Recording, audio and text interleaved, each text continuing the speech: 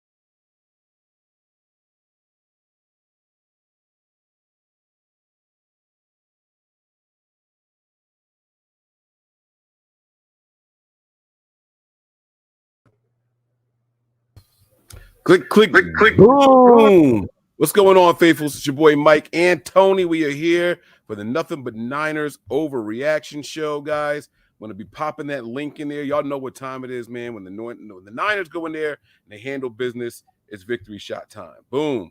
So the link is officially posted. Y'all should be able to see that now. If you can't, I will highlight it up on the screen. All right. There's the link for the victory shots. Tony, man. It wasn't pretty the whole game, man. It wasn't pretty, but we got the dub, man. And this game kind of went the way we expected it to. I thought the Niners were still winning by 10. They only won by 7, but I got to know how you're feeling about everything, man. What's going on with you, Tony? I felt pretty good. I was very nervous, I'm not going to lie. But again, I think it was because the play calling got me a little bit nervous on offense. I don't know what he was trying to accomplish. And I'm not knocking him. Maybe he had a plan inside to slow down that pass rush, and they just couldn't get it going. But when they needed to go down the field, they went down the field on that one drive. They had a penalty to help them. That's fine. But the thing is, you look at the situation, and you ask me on the pregame show, who's got a better quarterback, Purdy versus Prescott? And I said Purdy. And I still stick with Purdy because Purdy's not the one with the 2 interceptions, and Purdy's the one who needed to throw to make the. Purdy was the one who needed to make those throws to execute this offense. So again, I think Purdy passed another test. It was a divisional round. It was a very good opponent versus a very, very, very aggressive defense. All right, it was a conference. I was in the division game, but. It's another pass test, so you're checking another thing off the list. And listen, I'm happy with Purdy, man. Purdy's going in there. He's doing his thing. Good. I have no complaints with Purdy. Okay. I don't. All right. We're going to start popping people in. We're going to get this first round of victory shots going right now. I got my man Joshua, 559er. Make sure you guys are all on mute. I'm going to start popping you in. Ronnie, I see Leslie in here. I see my man Rosa in here. We're going to start getting all these lovely faces in here. All right. I see Z, the dark one. We got Shelton. All right. Make sure you guys go on mute. I'm going to, I got you, Rose. I got you, bro. All right. Shelton does not have a camera, so I'm not going to bring him in here. Where's my man Steve? Where is Steve? Uh-oh. I don't know where my man Steve is tonight. All right, so guys, this is what we're going to do. We're going to get these first round of victory shots going, all right? I'm going to take the picture of the link off. I don't want to cover anybody out there, man. The 49ers go out there, and they handle business. Again, shout out to the 49ers, bringing home the dub. That's how you do it. And next week, we are in our backyard, Tony. They're going to be here against those Eagles. There we go. I see a couple more people popping in there. That's what I'm talking about. That's what I want to see. That's what I want to see. All right, Shelton's in there now. I'm going to mute Shelton, and I'm going to bring him in. All right, I see Terradome. I'm going to mute him and bring him in. All right, I think I see Preston. Preston, you moving down there? There he is. All right, I see my man Preston. Going to bring him in. Look at that, man. That's what I'm talking about, y'all. Come on now. Let's go. Let's go. All right, let's go. That's what I'm talking about. We're going to get these victory shots. Everybody take yourselves off of mute, man. Take yourselves off of mute, guys. We're gonna have a good one. Let's go. Yes. That's what I want to hear. Mike, I got several Dallas Cowboy fans on. My mother-in-law's on. My brother-in-law, my mother. Everybody's on. Say hi, Mom. Oh, they want to. Big Cowboy fans. I told him like the great Nino Brown. This wasn't personal. It won't none but business. It won't none but business for the San Francisco 49ers. This is how we do. And don't take it personal. We still got love in our hearts. Amen. You know, I sat here and watched this game with my mom next to me the whole time, and she's a huge Cowboys fan. Bro, she had Cowboys sneakers on. I never seen before. I couldn't tell if it was slippers or what. So, you know, we sit around and we do this stuff with family, you know, and I, for one, appreciate it. So, listen, guys, let's get this first round of victory shots. Give you all the power to speak freely. Now, I want you guys to take a look at the screen, okay? We're going to start from next to Tony. All right, so we're going to go with Joshua. We're going to go to Ronnie. Then we're going to go to Tom. We're going to do Shelton. We're going to do Z. We're going to do Leslie, Preston, and then 49er Jeff. We're going to give you guys single screen so you guys get your thoughts out. We're going to keep it rolling because I got a feeling there's going to be more people coming in here for victory shots afterwards, all right? So let's go ahead and raise this glass here. I can't play the let me see if I can play that one clip. They got us last time, Tony. They tagged us for it. Let me see if I can. I'm gonna try it one more time anyway. If they tag us, they tag us. I don't care, but here we go. Y'all know what it is. When you hear Greg Papa say touchdown, San Francisco, that's when we're gonna take the shot. So get your glasses ready. Everybody ready over there? Everybody good? Here we go.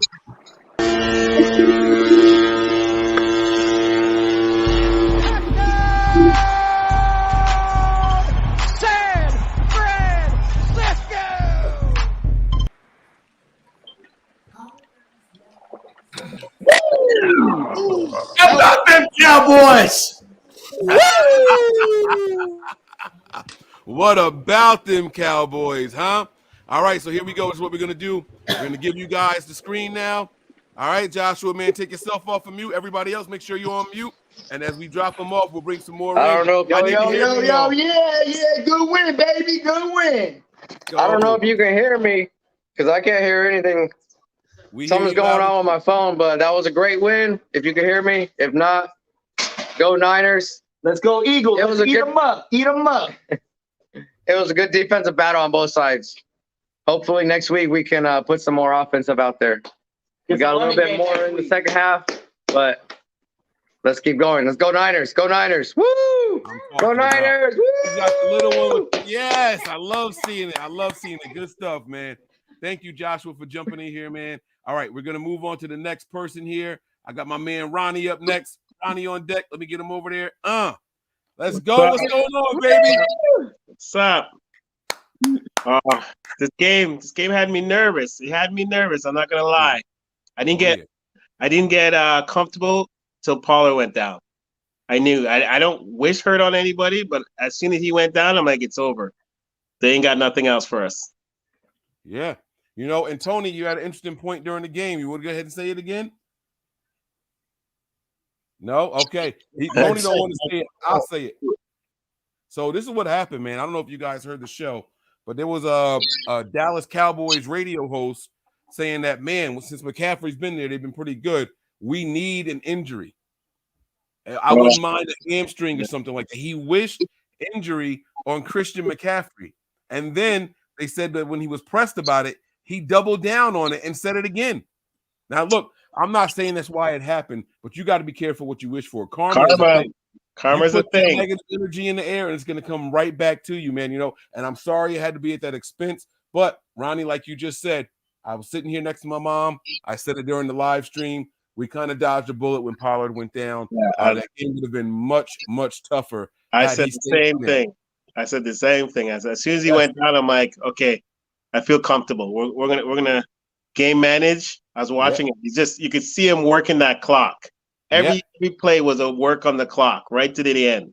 Yeah, absolutely, man, absolutely. And listen, man, Ronnie, thanks for jumping in here, bro. We got a lot more people to get to. I see y'all over there. Y'all be safe from whatever y'all doing tonight. All right, go Niners. We'll see the Eagles next week.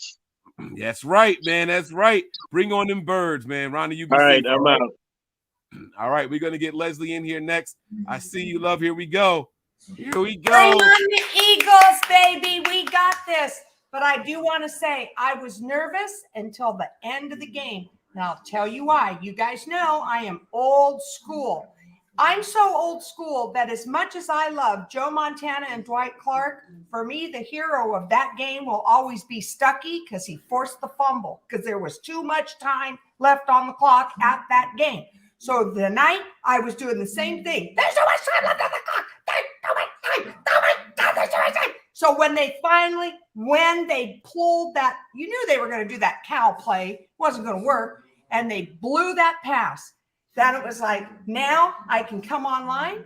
I can see my people, my Niner gang, and say, we got this, people. Bring it, Philly. It's time for some roasted eagle. There you go. She takes another sip. I love it. I love it. I love it. Leslie, thank you so much for jumping in here. You have become a star of the Overreaction show. I absolutely love it. The comments, the private chats, and everything, they're giving you your props. I absolutely love it, Leslie. Thank you so much for jumping in here. I appreciate it. Thank you so much. You be safe, all right? And then were you interrupted by any meetings today? No meetings? That's what I'm talking meetings about. Today. No meetings. That's what I'm talking about. All right. Leslie, you have a wonderful night, and thank you so much for the support. We appreciate it, okay? Love you guys. Bye. All right. Love you too. Thank you very much. All right. We got my man up next. Here we go, man. Z, the dark one. What's going on, man? Oh, you got to take yourself off mute, big dog. Hold on. Take yourself off mute. Click, click, boom. The dark one's in the room. What's good, y'all? Let's go. I like it. I like it, man. Let's go. We out here. We out here. How you get the locks and can still put a hat on, bro? None of my hats fit my head no more. Like, I'm jealous of everybody I can see still wearing hats, man. It took a minute. It was practice. I got to force this on here. You hear it? I got to get these, like, taken out and, like, get them smaller or something. I don't know what I got to do, but nothing's going. I got a big head naturally, so it's all good, man. Your thoughts on the game, man. Give me your overall thoughts on the game, big dog. My overall thoughts on the game was that game was pretty good. Shout out to George Kittle for making that miraculous catch. That was a nice catch, man. I thought he was going to drop it, and kind of remind me of the Tawanova interception when they played the Rams. How he bobbled it off his face mask and all. Yeah. Mm-hmm. So yeah, that was good, and it was kind of hard getting the running game down, but we got most of it in there. So that's all we needed. We needed to get that defensive tie because they was putting hits on Purdy. Yeah, no, they were getting after Purdy tonight, man. We're gonna talk about that offensive line a little bit, but they were definitely out there getting some pressure on my man, the young Brock. He was out there and having to show that I'm built for this, and he didn't lose poise, man. You can say whatever you want about the young man, but he does not seem to get rattled. The moment doesn't seem to be too big for him, and I really, really like that about this young man. I'd be impressed every time, man. Every time. Yeah, that offensive line did a good job for what it was. And, shout out to the Niner gang. Shout out to you. Shout out to everybody. Bang, bang, Niner gang. We out here. Love it, man. You be safe out there, all right? Definitely. You too, my man. All right. We're going to go on to the next one here. Who we got up next? We got my man Shelton. What's going on, man? What's going on? How you feeling over there? Yo, what up? What up? Can you hear me? Yeah, loud and clear, baby. Come on now. First of all, man, I want to give a shout out to Dak Prescott for being Dak Prescott. You know what I mean? Bang, bang, not a game. It's stuff, but yeah. Hey, man, big win, man, big win. What scares me most is McGlinchey. Oh my God, McGlinchey is so terrible. He's so terrible. Terrible, yeah. One bad play. Y'all gonna make me defend this man on every We can't look, Mike. Purdy cannot be comfortable with his back turned to McGlinchey. He cannot. That's the problem. Purdy's. I want to sit on the party, man. But nice win, man. Come on, Philly. Another one. we're going to get them birds, but I do want to say this, though. Purdy's worst plays are when he's scrambling behind Trent Williams. That's when he does that turnaround stuff. It's always to the left of the offense. Y'all could say it was Mike McGlinchey. I get it. And he did have a bad play or two in his game. Tony and I went back and forth. We rewound it during the live stream on Patreon. We went back and forth a couple of times. Then I finally saw what Tony was talking about, right? I told him I did it, right, Tony? I said, you're right. I see what you're talking about. Come on, man. Mike McGlinchey was not. Come on, man. Now, I will say this. When they take Burford out and put my man in there, Brunskill, I think McGlinchey plays a little bit different. I don't know why. They continue to do that. I don't like that shuffling of the right guard, but they do it, and it makes me nervous all the time. Tony points it out before the play, and then I get nervous for the whole duration of the play. But it is what it is, man. We got the dub. That's what's important. We went out there and we handled business. Prayers up for Pollard, too, by the way. Shelton, I want to ask you this question before I let you go real quick, man. Was the score what you thought it was going to be, or were you expecting more points for both teams? Honestly, Mike, man, I just knew we was gonna win, bro. Yeah, I just knew we was gonna win. I didn't really know what score was gonna be. I just knew Frisco was gonna be the victory, man. That's it. Especially once Pollard went out, because Zeke too slow to do anything. So once Pollard went out, that was it. Defense too fast for Zeke Elliott. So that was really it. But shouts out to Pollard. Hope he come back healthy and stuff like that. But at the end of the day, bang bang, none of the game. All day, baby. Shelton, thanks so much for jumping in here. We're going to get Terra Dome now, guys. I got Steve down there, Wade down there, Mo's down there. I'm going to clear the panel, then I'm going to bring you guys up here. I'm going to skip Terra Dome. Terra Dome, you're going to finish the show out with us, right? Okay, so Terra Dome's going to finish the show. I'm going to get my man Preston up here real quick. Preston, you ready, big dog? I know what you got over there. Let me see what you're smoking on tonight. Oh, you know I'm smoking on something. What we got over there, man? You know I'm smoking on something. This is I forget what it's called. It's all good, man. You holding me down. I'm gonna go have one. I might do the rest of the show from outside in the rain. It's pouring out here right now. But I might go and light up something nice. You know what I'm saying? But go ahead, give us your thoughts on the game, P. What up, Mike? I ain't never talked to you before. I chatted with you, but that's about it. But anyway, I knew it was gonna be a tough game. The defenses, they got the number 2 defense. Yeah. So it's going to be a ground and pound game. And I'm just happy that we was able to pull out the W. Absolutely. Wifey not too mad at me. She a Cowboy fan. That's got to be rough, man. The house divided. Like I said, I had my mom next to me. No pressure from my significant other, though. That's a different kind of pressure. You know what I mean? Yeah, she'll win tonight.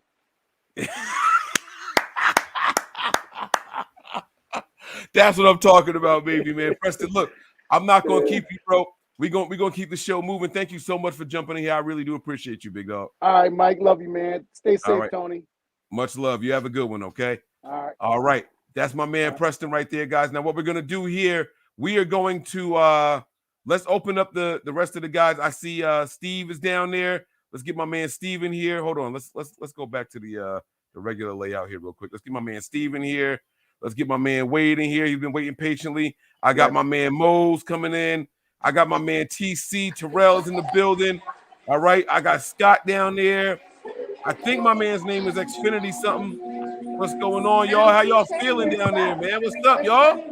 What's going on, family? Yes. It's time, y'all. Get those victory shots ready. Come on. We're going to get them ready. Ain't none of y'all took a victory shot with me yet. I need to see them. All right, y'all know the drill. All right, we're going to play it. Y'all going to hear the touchdown San Francisco. And as soon as my man is done saying San Francisco, we're going to throw these shots back. All right, y'all ready? Here we go. We do this shot. Here we go. No, don't play that. Block, damn it.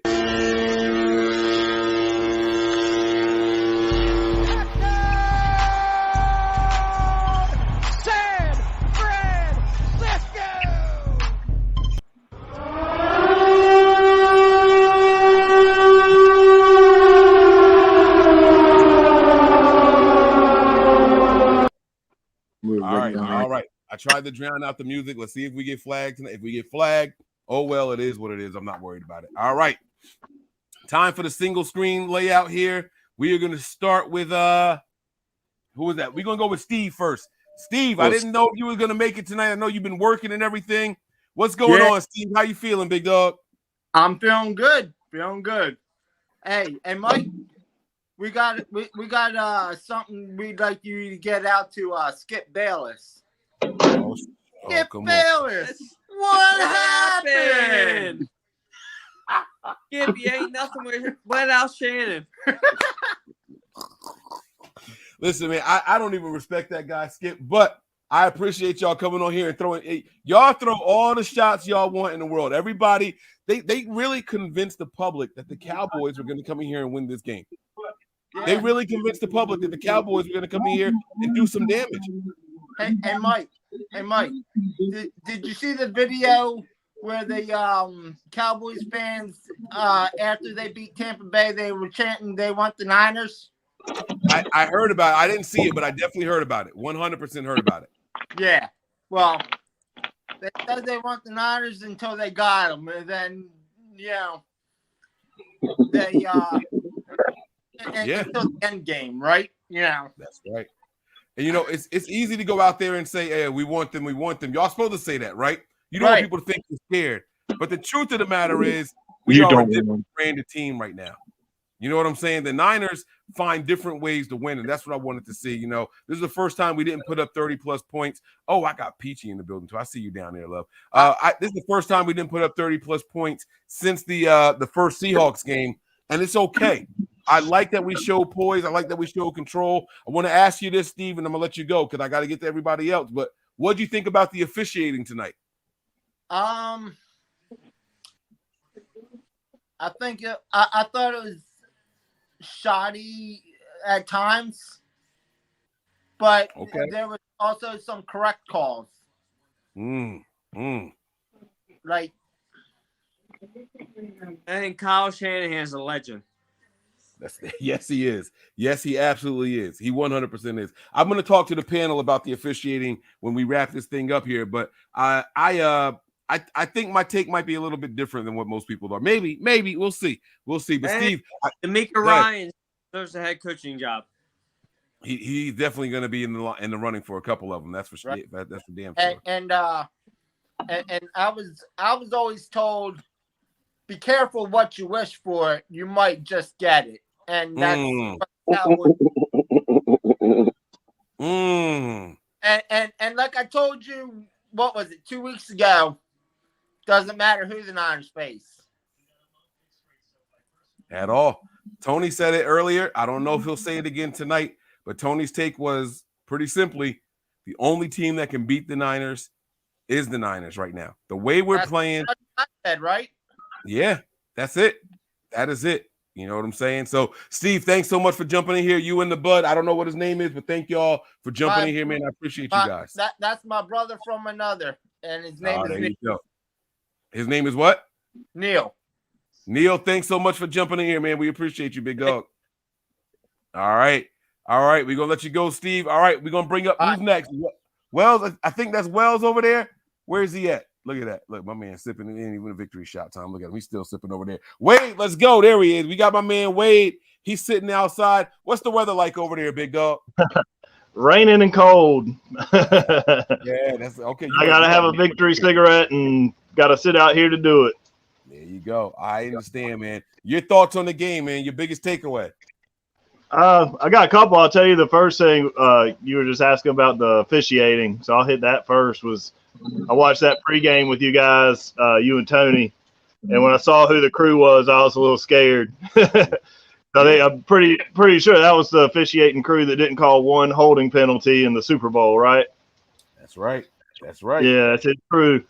But overall, I mean, I didn't have a problem with the officiating during the game personally. I thought they were pretty solid. But yeah, my takeaways I had was thought it was huge that they're so scared of their kicker. They went for it on fourth down.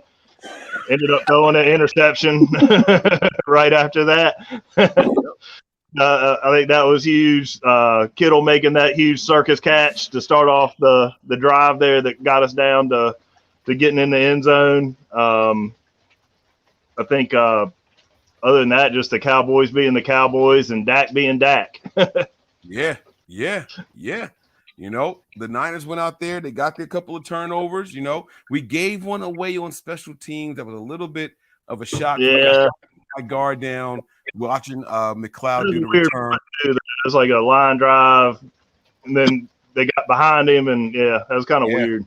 Came up from behind him and just popped that bad boy right out. But he recovered, and his very next touch was actually a pretty decent return for the Niners too. So I don't know if you guys caught that. Being over here in North Carolina, seeing McCaffrey go to the Niners was awesome, and him bringing that keep pounding mentality, boy, because like that's when it had like fourth quarter, keep pounding. They started busting them loose, getting those first downs and running out that clock, grinding it out. Him and Mitchell. Yes, sir. That's Good night. exactly how it is, man. And you know what's cool about the fourth quarter, man?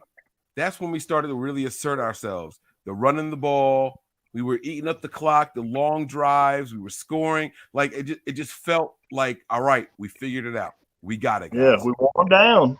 Yeah. Wore them down. Yeah. We beat teams up, and there's a reason why teams that played the Niners were 0-15 the following week. There's a reason why it happened that way. And the Dallas Cowboys were feeling those repercussions before the zeros hit the clock, man. I agree with you, man. Any final thoughts, Wade, before I move on, man? No, brother. Have a good night and go Niners. We will be back next week, man. Again, for victory shots. I'm calling it right now. We'll be back now. I might be joining from a car or something. I don't know. I'm going to see if I can get some more tickets to the upcoming That's what game. I say. Are you going to hit up again? Are you going to be there? Well, so this is the thing, right? So the place I work at, the owner of my company offered me box seats to the Eagles and Giants game, but I had family in town, so I couldn't take him up on it. If he offers it to me again this weekend, I'm taking it. I'm 100% taking it, and I'll be in the game in a box. Now, if I can't get box seats, I'll see what the prices are the day of. I'll drive down there and see if I can get some seats. If they're all sold out or I can't get any, then that's fine. So be it. But I'm going to try to get down there to the game this week. Yep. And I'm going to try to convince Tony to come with me on my behalf. I'll take care of Tony because Tony's been holding me down. So I appreciate my man. I'm going to see if I can get him to come down there with me. You know what I'm saying? And I'll still give a shout out to the Dome up there. Like I said last time I was on here, grew up in Virginia, so I know about all those Cowboys fans you had to sit around. No joke. It's no joke at all, man. But all right, bro, I'm gonna let you go. All right, you be safe out there, okay? All right, guys. All right. I gotta let my man go. Now it looks like we got some more people in here. We're gonna be taking another round of victory shots. 49er Jeff, Peachy, and Griff. I see y'all down there. Don't leave me. Don't leave me. I got to hear from my man Mose, but before I do, I got to bring in my man TC, okay? Don't worry, Mose. I got you. TC, come on, bro. Bring that energy the way you do. What's up, big dog? Bang, bang. Not a game, bro. Big Mike. Come on, y'all. Hey, check it out. We about to go to Philadelphia and blow them bums out. You know what I'm saying? I'm sorry. You know what I'm saying? Like, we are, though. You know what I'm saying? Like, I really feel like the whole Jalen Hurts situation and like him running the ball more than Miles Sanders or whatever the other running back name is, I can't really recall right now. But I think if we can shut all that shit down, then we're good, bro. I'm saying we're good. Big Mike, Terradome, Big Tone, Mo's Nose, bro. I'm in the fucking room with legends right now, bro. You know what I'm saying? This shit popping. But anyways, though, the Cowboys got to get out of here. You know what I'm saying? And, like, I'm from Washington State, right? You know what I'm saying? Like, I live, like, probably, like, hour and a half from Seattle. So, anyways, me beating Seattle last week and then beating the Cowboys, that's a real rivalry, right? So, I beat the South and the Cowboys in 2 weeks. I'm good. I'm so good. Like, even if we do lose with Brock Purdy or whatever against Philly, it's still going to be a good season for me. I can't speak for nobody else. But it's going to be a good season for me. You know what I'm saying? So, like, right now I'm playing with house money for real, though. I am, though. You know what I'm saying? And, like, I'm gonna keep it short and simple because you know I get hyphy and I say shit that I shouldn't be saying. So I love y'all 49ers faithful. I love it's a nitty gritty. I love it's an NBN. Facts. And I love y'all, and I'll be on next week to take a shot with y'all. On my mama, I will be. I'll be right here. Y'all. I will. We appreciate Go you, Niners, big dog. y'all. Go Niners, y'all. For real. All day, baby. All day. That's my guy right there, TC. Thanks for the love, man. That's my guy right there. I love it. I absolutely love it, man. All right, Scott. I got you up next. You ready, big dog? Always. Let's go. Let's go, baby. What's up, man? So I just want to say thank you for the invite. 2, after the win, I went outside because I live in Dallas, and every one of my Dallas fans talking shit all week. And guess what? It's pitch black outside. I It's bet it pitch is. black. They are in mourning right now. It's funeral season out there, huh? They in mourning right now. Every week. So there goes another one. Of the white. Oh, he doing it with the white. He doing it with the white. I see you. I see you. Stunting Niner on them out gang. there. Let's go, man. Niner gang in the building, baby. Hey, let me ask you this question. All jokes aside, right? They only put up 12 points. This is the highest scoring team in the NFL since week 7, since Dak came back from his injury. Highest scoring team in the NFL. Were you disappointed in the performance of our defense? And be honest. There were times where I was on the edge of my seat. There were times where I was yelling. But when it's all said and done, they put up 12 points. How'd you feel about the defense overall? Defense, I wasn't worried about. It was more the offense. The offense disappointed me this week. They let the defensive line get to Brady or Brock Purdy too much, and I just felt like that's what kind of killed us this game. Is like our offensive line just, I don't know. I mean, they still did good. We came out with the win, but in order to beat Philly next week, we're going to have to step it up. You think this Phillies offense is better than this? I don't think Cowboys? they're better, but they can get the ball down there. And if we could hold them, that'd be great. But that defense of Philly is pretty good as well, too. All right, man. Look, if you don't have any other thoughts, Scott, I'm going to let you go. I got a couple more people to get to. We got a third round of victory shots to take, and then we're going to finish this off with the panel. My man is really drinking the pure out the box, bro. What?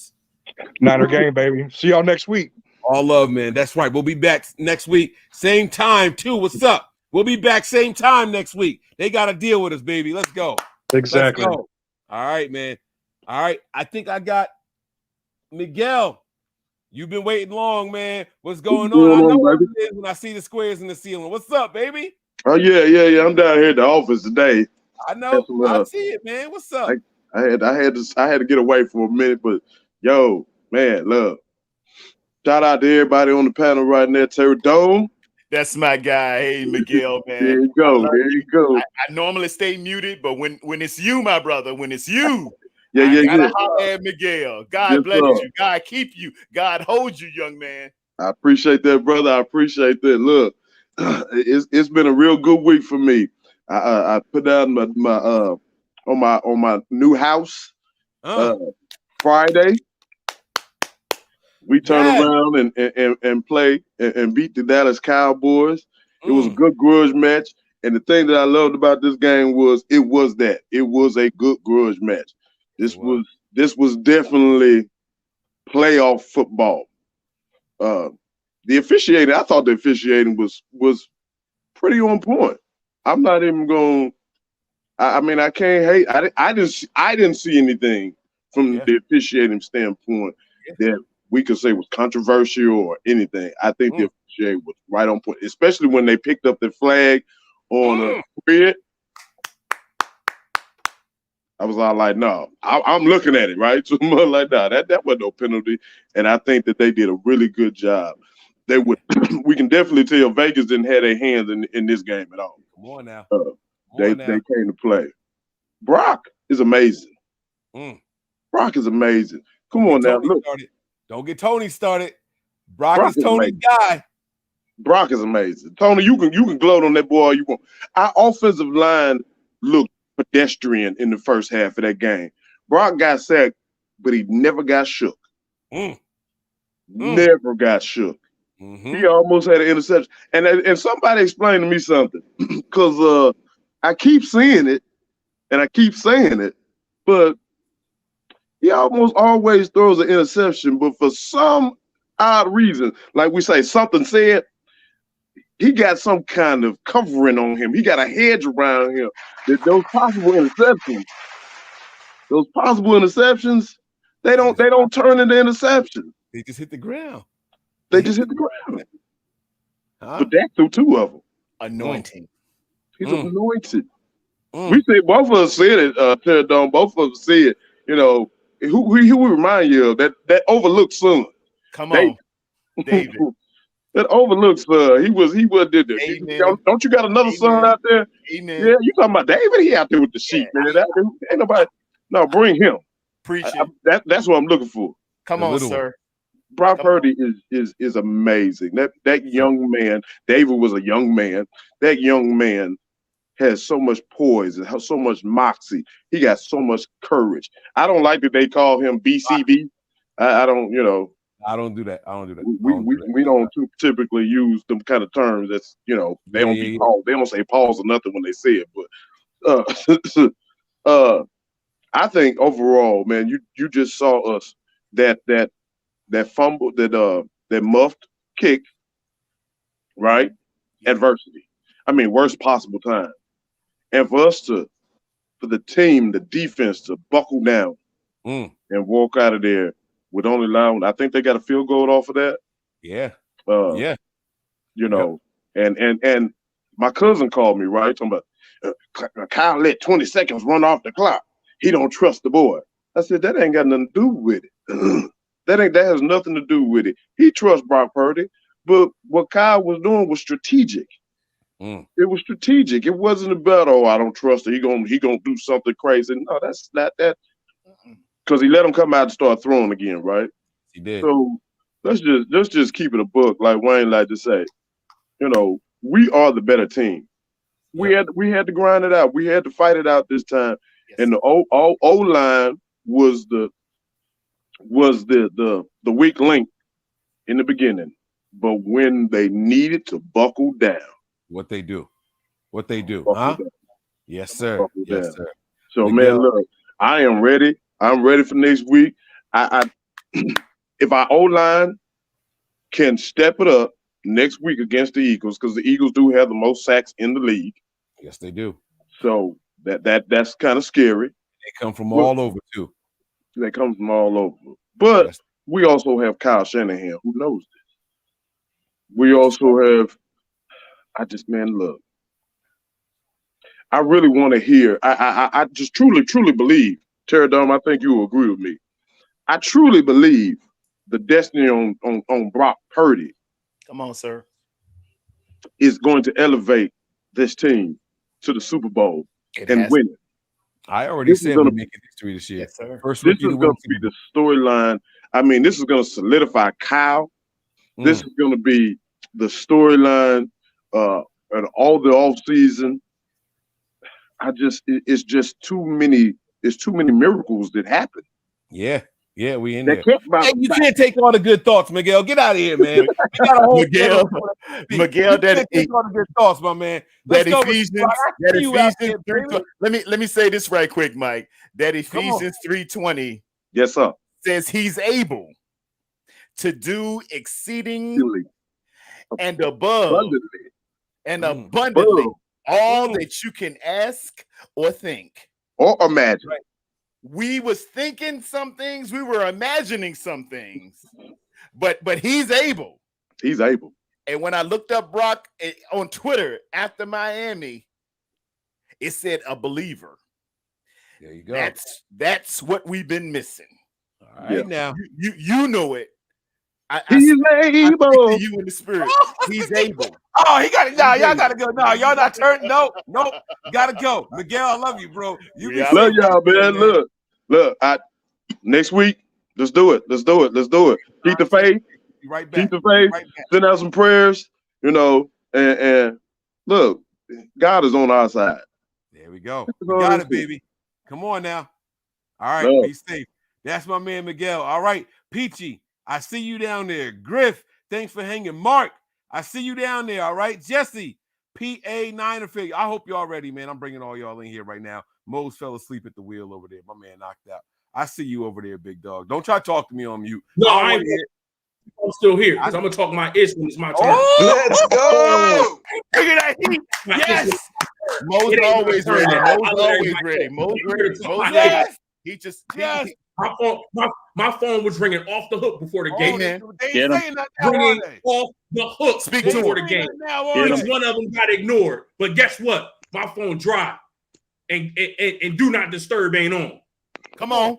Let's say Come They ain't got nothing to say. I'm here to talk my ish. Let's go, baby. Let's go. All right. He got you. You gonna get me hyped, man. Come on. Hey, Jeff, where you at? 49er Jeff. Come on, bro. You got a black screen over there. I can't. There he is. Did he take a shot with us already? I don't forgot. I don't know. But we What's up? What's going on? Come on, y'all. Let's get this one going. Y'all know what it is. Y'all gonna listen for the cue. All right, y'all gonna listen for it. He gonna tell you when to go. All right. I poured up one more. Y'all, I got work in the morning. I'm supposed to be going to Delaware. I got a 2-hour drive to the office. Y'all gonna get me in trouble. All right, here we go. Good. Here we go. Y'all ready? Listen for the cue. After you hear touchdown, San Francisco, you throw them bad boys back. Here we go. Third time's the charm.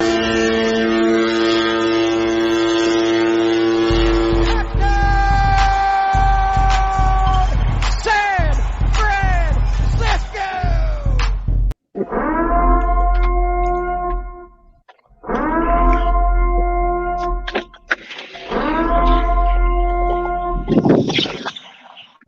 Yeah.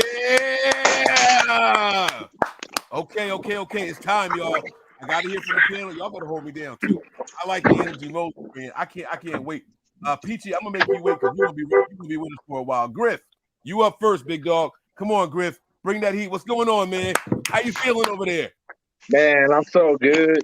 Mike, man, I've been watching nothing but Niners forever, but this is the first time I jumped in because there's just something extra special about sending the Cowboys' asses home. You already know. I love it, man. Hey, and thank you very much. I don't have a bell. Weezy got the cool ass little ding ding when they say first time call or whatever. But I appreciate you, man. Thank you so much for jumping in here, man. I really do appreciate it. Yeah, man. Back in 2019 at the Super Bowl, at the end of the game, George Kittle looked at his teammates and says, "I will be back here." And George Kittle stepped the hell up today because he wants to be back there. Play the game. So, man. Hey, and look, I got no complaints on the refs today. They were solid for sure. And yeah, the Eagles are going to be tough, but if we can contain Jalen Hurts in the run game, we've got blitz beaters to account for what they do on defense. So, man, I'm looking forward to it. Yes, sir. It's gonna be a hell of a game next week, man. Y'all know I'm out here. I am 15 minutes from Northeast Philly. I'm about a half an hour from the stadium. I am literally in Eagles territory. I'm gonna get it all week long. All week long. All week long. Like this is where we at. This is where we at. This is what we've been waiting for. This is the number 1 seed versus the number 2 seed. We going to their house. They're gonna be hyped. They're gonna be flying high, as they say. I had a couple of them in the house tonight. But listen, man, I have no doubt that the Niners can shock them. Here's what happens with Philly, man. The one time they run into a defense that puts up a little bit of resistance against their offense, they fold. They fold. That first loss that they had against Washington, that wasn't a fluke. That wasn't a fluke. Washington punched them in the mouth. They completely abandoned the run game. Oh, my God. They got desperate. They were throwing as if they were down 3 scores, trying to come back and didn't know what to do. They didn't have an answer. What you think going to happen when the number 1 defense come in their house? Let me stop. I'm sorry. Griff, the floor is yours. I'm not supposed to be talking right now. Go ahead. Any thoughts, man? I'm sorry. I'm going to shut up. You're good. You're good, man. I like the matchup. Like I said, as long as we can contain Hurts in the run game, I think we're going to play Cincinnati for a 3rd time. Oh, come on. I like it. Yeah, y'all heard what he said because the Chiefs ain't doing nothing. Yo, my man, time out really quick. Prayers up for Patrick Mahomes. Prayers up for Pollard also, right? They said Patrick Mahomes has a high ankle sprain, but he still insists on playing next week. How is he doing that? Any ain't gonna be right. Anybody answer this? Like, what are they saying that he don't have to move?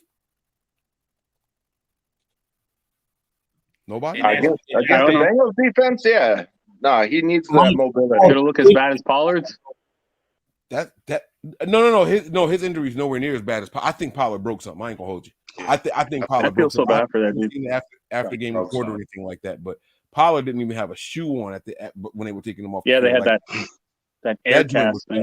Yeah, but a high ankle sprain, like Trent Williams missed a week for that. Like that's a rough one right there. I don't know how he's gonna play on that. So I think I'm giving that dub to the Bengals right now, especially if they're gonna insist on him going out there and trying to play through it. That's just dangerous. I understand how good he is and all that, but I mean he showed some guts, some heart going out there and playing through the injury, but I don't know if I want my team hinging on that because that's just dangerous. That's real wild to me. So Griff, man, I do want to ask you one more question before I let you go, and I'm gonna get to the rest of the panel, and then we're gonna open this thing up. We're gonna have a good talk, all right? But before I let you go, I got to ask you this question, man. The defense went out there, they did their thing, held the highest scoring team in the NFL since week 7 to only 12 points, right? We had a blocked, not a missed, a blocked extra point, okay?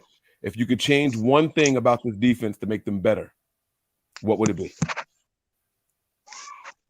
I think at times we get out of our rush lanes and let the quarterback for the other team get too much in the scramble. Like Dak burned us on a few. But I will say this. I'm so impressed with Diamo Lenore right now. Like, kid, that's the heck up, man. But, yeah, I just think we got to have better rush lane discipline so that a Prescott or a Jalen Hurts doesn't find himself 20 yards downfield. I'm not going to hold you, man. I was saving it for later, but I absolutely agree with you, man. If they thought what Dak did on the ground against this was something, Jalen Hurts, he's quicker to make that decision, and it's going to be scary. I agree with you there. I don't like that. I don't like that at all. So, all right, man. Thanks, Mike. This won't be the last time. I'll be back on next week taking a shot. Week, baby. Same time, same place. I'll see you here. All right. Yep. All right. That's my guy Griff right there, y'all. My man Griff. Tony, what's going on? Stay with me, baby. Stay with me, Tony. All right. I see you over there. All right. We're gonna bring up my man next. I can't read. That's Mark. Mark, you ready? I'm ready, baby. Let's go, man. Come on, baby. Let's go. You got to get in some sets over there. Okay. I see Mark's you. I see you on the bench I'm over there. always, Let's go. This is where I gotta be to get some quiet, talk to y'all. No interruptions. They know when I'm in here, Daddy, leave Daddy alone. You know what I mean? Yes. Yes. I don't have a space like that in my house. I'll be on the toilet and my kids be like, hey man, we went through the NFC West. They said y'all ain't beat nobody. We took out Miami. They said y'all ain't beat nobody. We beat Tampa Bay, blew them out the water. They said y'all ain't beat nobody. Dallas said y'all ain't beat nobody. Y'all ain't seen a defense like us. What happened? What happened? You know what I'm saying? So we get an invite from my wife's people. They all Cowboy fans. Her family's Steelers fan, but her aunts and uncles all Cowboy fans. We go over their house, enemy territory. They talking first half. I knew when it was tied at first half when I seen what I seen it. Bro, I swear to you, I was calling out Dak's picks because when it's like third and long and the pressure kind of get to him, I was calling out those 2 picks. I swear to y'all, I said, he throw it to your team. He with us. Yeah. Throw it to the man in red. Bro, Yeah. You know what I'm saying? Man, I'm just excited, bro. Nothing like beating Dallas. And it's not the players, it's the fans. The players, they good. It's the fans, bro. I don't like. Yeah. I don't like them. So I'm with you, man. You know, I'm just excited, bro. Sometimes you got to deal with bad fans in a good team's fan base, you know. And I try really hard for the Niner fans to not be that way. Because I'm not gonna hold you. I go online and I just sit back and I read a lot of the comments and I'm like, man, like we are them now. Like sometimes I feel like our fan base we're some of those people, you know. But and when I come on these shows, I see the chats and things like that. I realize that there's some good fans here too. So you know, I try to give everybody the benefit of the doubt. You know, to the scheme, man. The first half of the game, I was a little frustrated with offense, defense doing their job. Shanahan was doing the side-to-side stuff. I get irritated with that. But I knew at second half it was a wrap. He came out there, credit to Shanahan. He lined them up, and he went north and south, bro. First half, he was doing Shanahan, and that's what he does. He kind of figures out what they do. But the second half, in the fourth quarter, he lined them up, and we went straight down the field and found that run game, and I loved it, bro. I loved every second of it. We got to it. Brock did his thing. You know what I'm saying? The moment wasn't too big for him. He had a couple of them Jimmy Key short plays, short passes, you know what I'm saying? And he does everything the other guy can do, but he has a little bit more to it, and I love it, dude. He's the dude, man.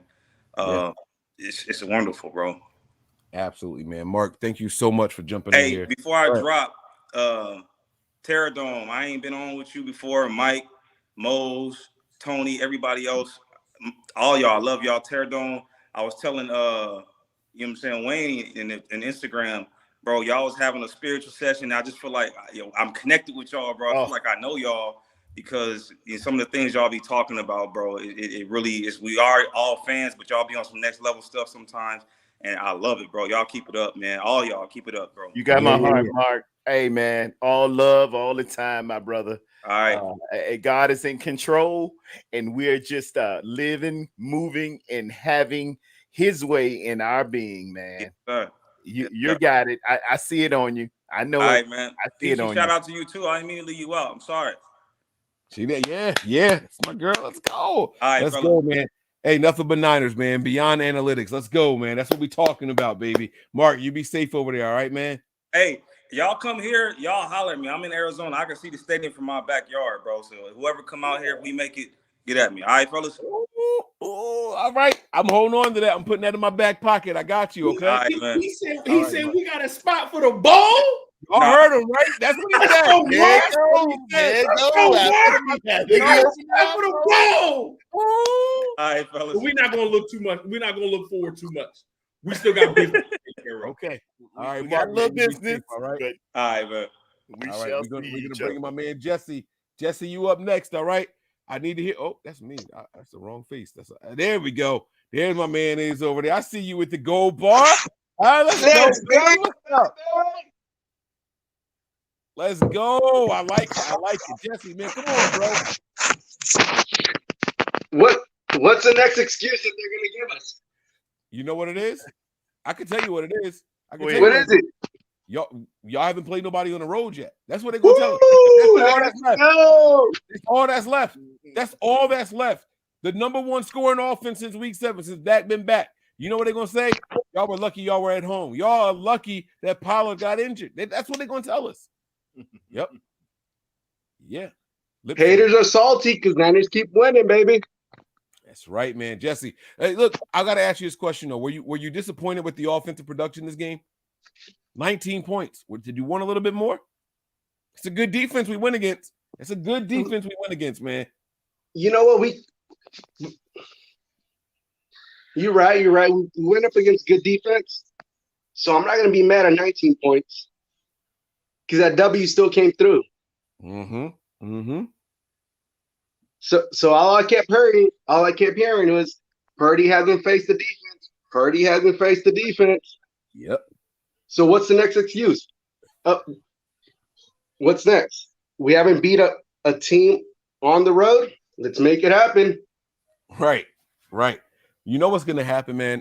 We're going to leave them saying something stupid along the lines of, y'all didn't beat a team that you just lost to. Like, they're going to have to find something to say. Like, it's just not going to make any sense. They keep trying to find a way to discredit what the 49ers are out here doing. And after a while, you just can't. You can't, man. That's where we are right now. Haters are going to hate, but they're going to keep watching the Niners because they keep winning. That's right. Hey, we on prime time now. They don't have a choice. Choice. Let's go. Making household names every day, baby. Every day. That's what I like. That's what I like. Hey, let me ask you a question. Between me and you, nobody else. There's no panel. Nobody's watching this live, okay? Just me and you. Who do you think had a better game today? Mooney Ward or Diamador Lenore? I won't tell nobody. I'm going to go with Lenore. He came through. Yeah. Look at me stirring the pot. Look at me stirring the pot over here. Let's go, baby. Let's go. That's what I'm talking about. Okay. All right. I'm gonna shut up. The floor is yours. I'm gonna let you go soon, but the floor is yours. Get your final thoughts. Go ahead, baby. Bang bang, Niner game. Haters keep watching. Keep finding an excuse to why the Niners are in it. You didn't play nobody during the season. All I keep hearing. But what's the point of you didn't play nobody? We played who was in front of us, and now they're 12-0. So keep coming up with your excuses that we didn't play nobody. But yeah, we keep making people who or teams that look like they were doing something look like they were doing nothing after they played us. Dolphins? Tell me how many people put the Dolphins over the Niners and what they do. Oh, bro. What they do? It was week 3, and everybody was like, y'all got rid of the wrong person. You should have got rid of Shanahan and kept Mike. That's what I was hearing at week 3. I don't know if y'all was hearing the same thing. That's what I was hearing at week 3. Now all of a sudden we beat them, and all of a sudden we exposed them, right? Now I love the Dolphin game. The Dolphin game. The Dolphin game was Niners. You got no chance for the Dolphins. Jimmy gets hurt. Third string quarterback comes in. Ooh, you guys are done for. You guys are done. And what happened? Thank you. Just 30 plus Thank on you. them. Just 30 plus, something like. Our gas tank is empty, but we still keep going. And what do we got going right now? We got a healthy defense, a healthy offense. What do we got to worry about? Come on, man. Tony said it. Can't nobody stop us but us. That's it, man. Healthy. Look at Mitchell. Mitchell coming in, doing his thing. Closer. Close out the game. He heard y'all talking about Mason. I'm surrounded by Raider fans. I got a few Cowboy fans around me that were hoping they did something. Hello? I came out that game with a smile. So we just keep getting them W's, and these haters keep making excuses. There you go. That's it, man. Jesse, man, thanks for jumping in here, bro. I'm gonna go a little bit off of the record. And me and my girl just hit our 10-year anniversary of being married. So I want to say, love you, baby girl. Okay. Congratulations, 10 years, man. baby girl. That's right. That's beautiful. 10 years Double of beautiful. digits, baby. And my oldest was born 2012. So we hit the Super Bowl back in 2013 versus the Ravens. That's right. Then my little boy was born. He was a year or so, and then we watched them against the Kansas City. And my baby girl, she's due this year again. So I need a Super Bowl. I need a Super Bowl for my third one. Huh? Baby. Third one is a charm, they say. So come on, baby. Them stars are come on. So I'm expecting April. My baby girl's due. So we're gonna see what happens. Third time's a charm, right? Third time's a charm. Get it, baby. Let's go. Like all right, Jesse, man. Listen, I gotta let you go, man. I appreciate it. Congratulations to you and the wife. 10 years. Y'all went out there. You got that dime, man. That's a beautiful thing, man. Let's go. Hey, no. Thank you for having me, brother. This is a fucking pleasure. Sorry for that. It is a pleasure being on here. Super Bowl comes around, this bad boy is gonna be popped. Right here. We're gonna pop this one open. Save it, baby. We got you. All right. Let's go. All right, that's my man Jesse, y'all. Y'all give my man a round of applause again. Congratulations on the 10 years. I like that. I like that a lot, man. That's my man Jesse right there. All right, PA Niner fan, come on, man. We in the enemy's territory right now. What's going on, big dog? How you feeling over there? Feeling spoiled, Mike. Feeling spoiled, man. Come on, man. You realize, like, all these teams we get to beat in the playoffs now, they used to whoop our ass back in the 90s when I was a kid, and I had to hear it from all my school friends, dude. Whooping the Green Bay Packers every year, back-to-back years against the Cowboys. I mean, dream come true. One more step, but we beat the Eagles. That's like Like, especially being like you, like in Pennsylvania, you beat the Eagles to go to the Super Bowl. Yeah. I mean, come on. Doesn't get much better than that, you know? Jeez, dude. That game, like, even near the end there, when like Mitchell went out of bounds, I'm like, I ran through like 100 scenarios of like, oh my God, what's going to happen here? Don't let this happen. You know, I was nervous the whole way through. Even when they lined Zeke up at center, I'm like, don't let something stupid happen. Please, please, dude. I've never been so tense playing the Cowboys and the Pack, like those two teams, just like, whew, like, and just coming down off that high. It's like, oh my God, you know. Yeah, hell yeah. It was a great game. Great game, dude. It was a phenomenal game, man. It was a phenomenal game. I want to ask you about our special teams unit, man. All right. When I saw Ray fumble that ball, I immediately flashed back to like Kyle Lewis. I'm like, no, don't do it. Don't do it to me. You know? Listen, man, when Kyle Williams dropped that ball, man, I mean, it's all right. We know what you meant. We all been there before. You know, that was something that we all grasped, and we clutched our pearls, so to speak, right? And during the game, people were saying it in the chat. You know, it was like a Kyle Williams type moment, but we overcame this time, man. The team is better this time around. And like I said, the next return, it was a big return for Ray, right? Like he kind of answered the bell. And that's what I was going to ask you. Are you worried about special teams going forward? Or do you think we okay? We had our one moment, and we're good to go. I'm more worried, like, not the return game so much. I'm more worried why we refuse to kick it out of the end zone, or does Gold not have the leg to do it? Why is it always on the goal line, dude? You know? Well, so I noticed that if you kick it into the end zone, they get it to 25. I would say I don't have the percentages in front of me. I'll say over 80% of the time when we kick it to the goal line or to the 1 or 2 yard line, we stop them around the 20. I know it doesn't seem like a big. I know it doesn't seem like a big deal. Now the Cowboys have Turpin. He's a phenomenal return guy, so you can't always count them that way. But for the most part, the Niners do a really good job when they kick it short of stopping the team before they get to the 25. It's just a couple of yards, but it's a game of inches, and if you can steal yards, it's a win for you. I think that's why they do it.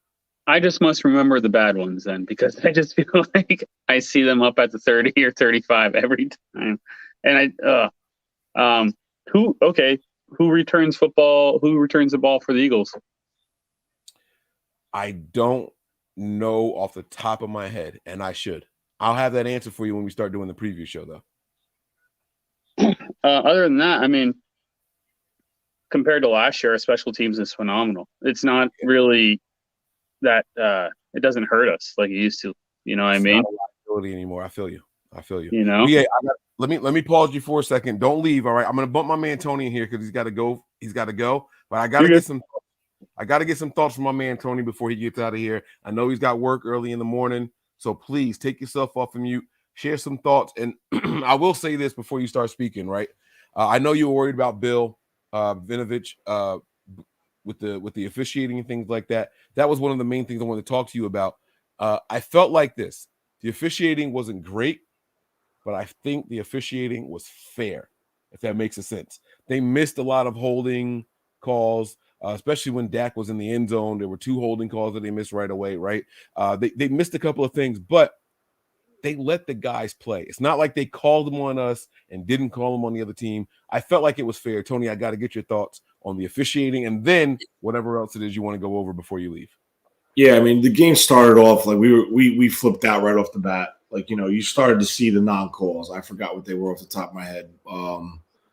There was I don't remember because I'm like mentally fried right now, but there was a couple calls that we were just like, what the hell's going on? It's starting already. And then as the game progressed and went on, you noticed that they were just letting them play. The one where they threw the flag and I lost it with the Warner call, but then they waved it off. That would have been a crucial call, but they went again. They waved the flag. They didn't call it. They called it a no foul, so that's good. But and then after that, it was pretty consistent. They let him play, and you know, I mean, there was some blatant shit that they let go, but as long as they're not calling it and it's like favoritism one towards the other, I'm good with it. So I think actually Bill Vinovich called a fair game for both sides, but you know, his track record with the 49ers is not good. And I have PTSD from the Super Bowl with him. So as far as that, that's what I feel about that. And the game, listen, in our pregame, I said we have to win this game in the trenches, and we did it. They improved throughout the game, but they didn't win the game in the trenches. The offensive line struggled in the first half with getting pushed and opening up cracks for the run game. The pass protection was not there. McGlinchey, that was the penalty, but I ran into the kicker. So that was the one that started it. But McGlinchey struggled. They keep doing that stupid rotation with Burford and Brunskill. I'm not a fan of that whatsoever. I'm just trying to go through my head. As far as the offense in the first half, I kind of feel Kyle had this game plan to try to scheme the aggression of the Dallas front against them. And what I mean by that was screens, whether it's from a running back coming out of the backfield with the lineman releasing downfield, or it's the tunnel screens or the bubble screens that to the outside with the wide receivers. And it just didn't seem like it was clicking. You see why they were trying to call it, but it just wasn't aligning up. So that's that. As far as the second half adjustments from the offensive side of the ball, in the second half, when they needed to go down and put that 7 on the board, they did it. And there was no issue. They got a big penalty on that drive in favor of them that kept the drive alive. It was a legit penalty.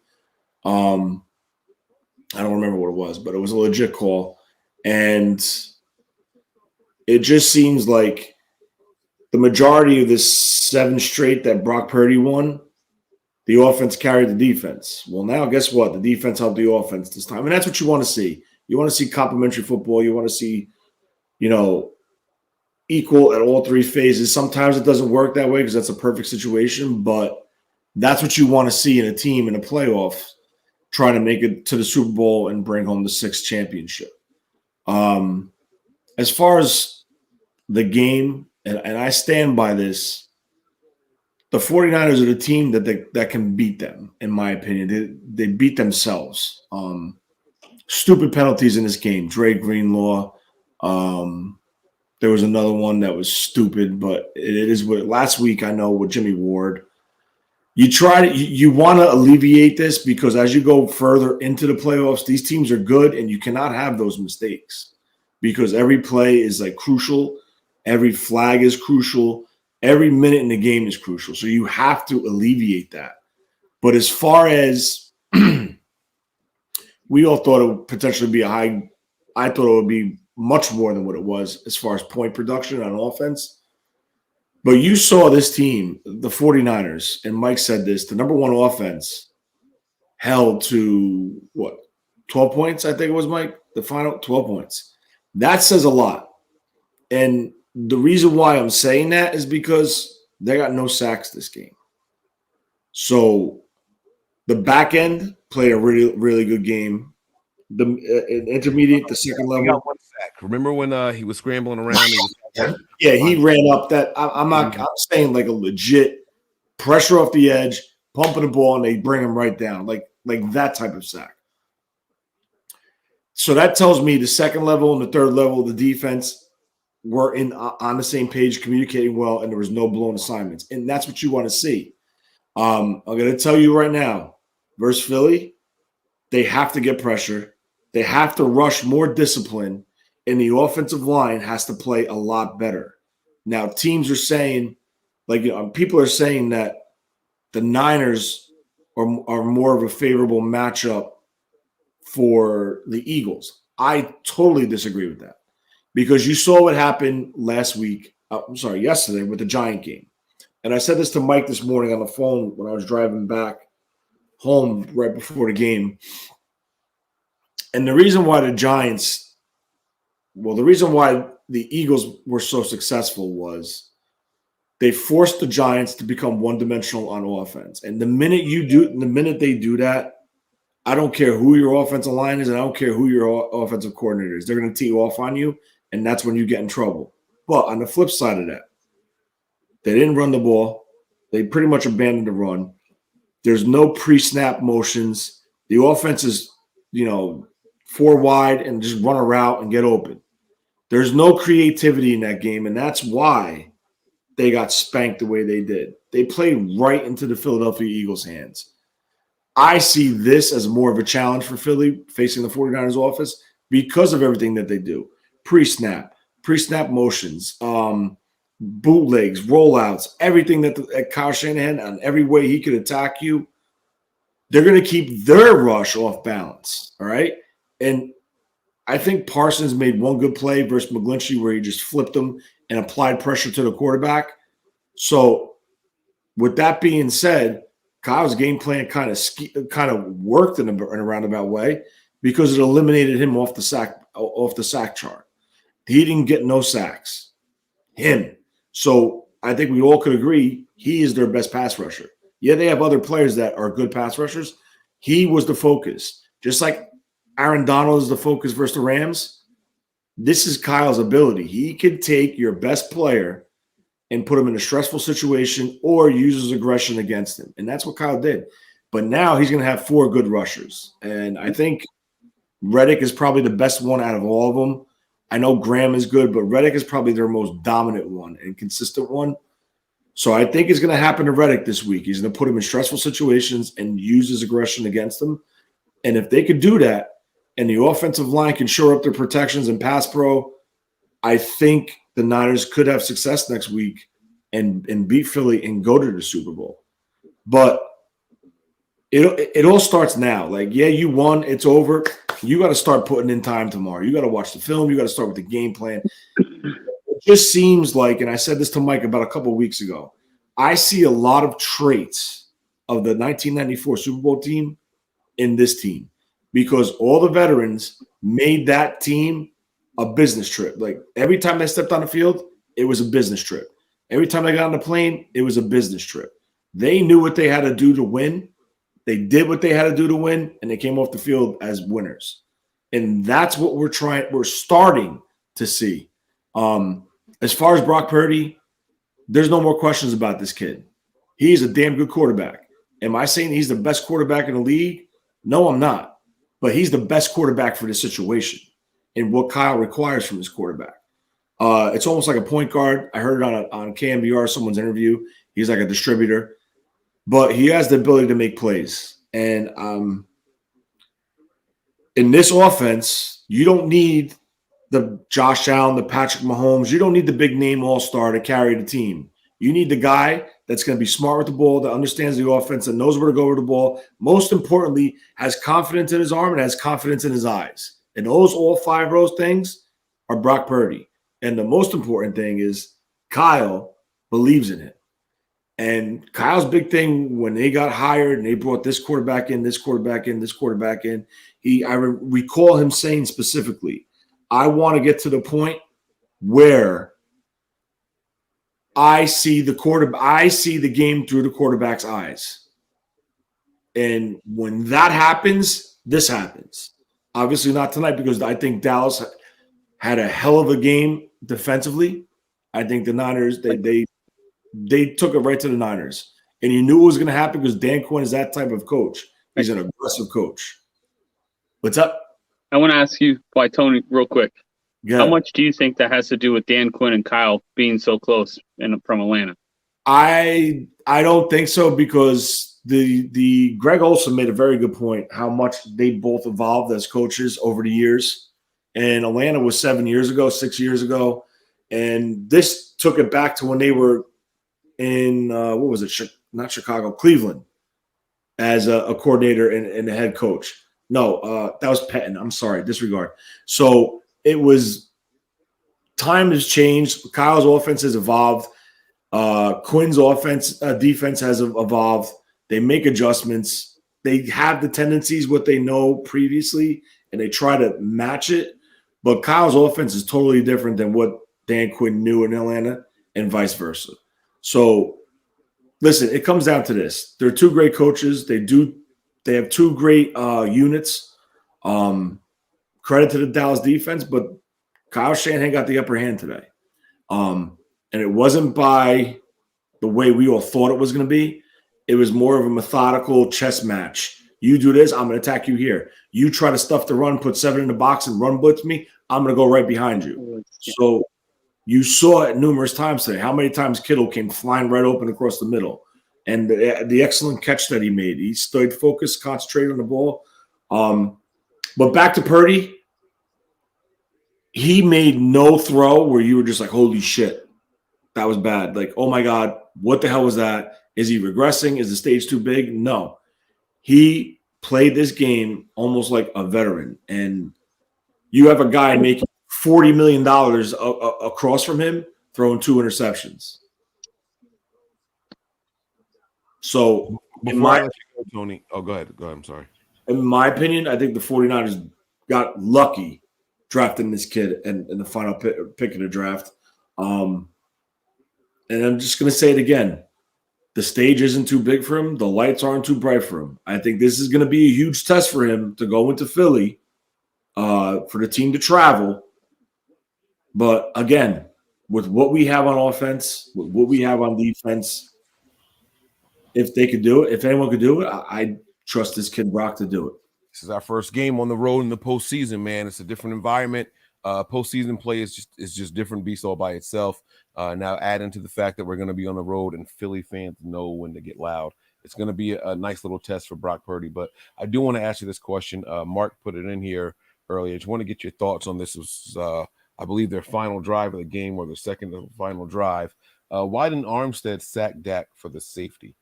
He went in there and kind of put his hands on him and moved. Because what do you see on that play? I saw him pull up. Because if you look at the play again, he gave it a good pump fake, and you saw Eric Armstead just pretty much stand up and just shove him. If he didn't give that pump fake, that's a safety all day, every day. There's no way in hell Dak was getting out of that. That's just my opinion. But speaking of pass rush and defensive linemen, I'm a huge Nick Bosa fan. I think Nick Bosa has the talent to be the best pass rusher in the league. He's very good at what he does. He's been coached up by the best. He has the work ethic, the commitment. He puts all this time in. He needs I'm gonna say he needs a big game this week. He needs a big game this week. And I'm just gonna tell you this. If they start abandoning their rush lanes, they're going to have a problem with Jalen Hurts because he's going to take off. Because now it's on film this week. It was on film versus the Raiders. It was on film versus last week too with Geno Smith. So if there's going to be a week where this defense really needs to play discipline, it's going to be versus Jalen Hurts and this offense. So they have to, I don't know what they need to do. I know they want to be aggressive up front, and I'm good with that. But if you're going to be over-aggressive and start doing those stunts and there's going to be an opening, you better have Greenlaw or Warner standing there shadowing this guy because he's going to run. And pretty much his legs, their rush game versus the Giants did the damage, not his arm. It was his rush with Miles Sanders. So look for the 49ers to come out, try to establish a run, slow down their front. I know this is early, but we got to do the preview at sometime this week. But just quickly, they got to establish the run. They have to play discipline. They can't shoot themselves in the foot. They have to win in the trenches. And if they can do all that plus a couple other things, I think the Niners roll out of Philly with a W. But they have to be disciplined because there's a lot of smoke with that team in moving formation and moving receivers, faking a bubble screen and then going up top. They do it. So they got it. They can't look in the backfield. They got to stick to their keys. All right, man. Tony, I'm not going to hold you anymore. I know you got to go, man. Thank you so much for waiting patiently. We're going to get your thoughts. We will definitely be back a couple of times this week. Maybe we'll even do a Patreon exclusive show with you on there as well. But we'll be in touch, man. You have a great night. God bless, Tony. Thank you. We appreciate you, man. Thanks. I know what you do, and I'm out there with you, my man. Keep holding it down. Keep holding it down. Keep yourself safe. All right. Have a good night, guys. All right, bro. All right. Take care. PA Niner fan, we're going to get back to you, man. We're going to let you finish your thoughts. I know I cut you off because Tony had to go. You're good, man. Love listening, Tony. We'll finish your thoughts. We're going to get 49er Jeff in there after you're done. and then we're gonna finish this up with the panel here, okay? So you go ahead. The floor is yours, bro. As far as like how the offense played that first half, I feel like Dallas was just kind of running on another level for a little while. I've never seen, like, besides the Niners, the team swarm. Like, anytime one of our guys got tackled, it was like 4 or 5 Dallas guys were there. You know what I mean? It was like that Niner defense you were watching from, you're like, oh, so this was what it was like to play the Niners the past couple weeks. You know what I mean? Mm-hmm. So, I mean, they didn't look that great the first half, you know? But I feel like they just had to grind it out, and Kyle kind of recognized that almost. And he's like, this is going to be one of those games, you know? And luckily, our quarterback didn't make the mistakes like their quarterback did. And really, the only thing that kept him in that game was kind of Ray's fumble.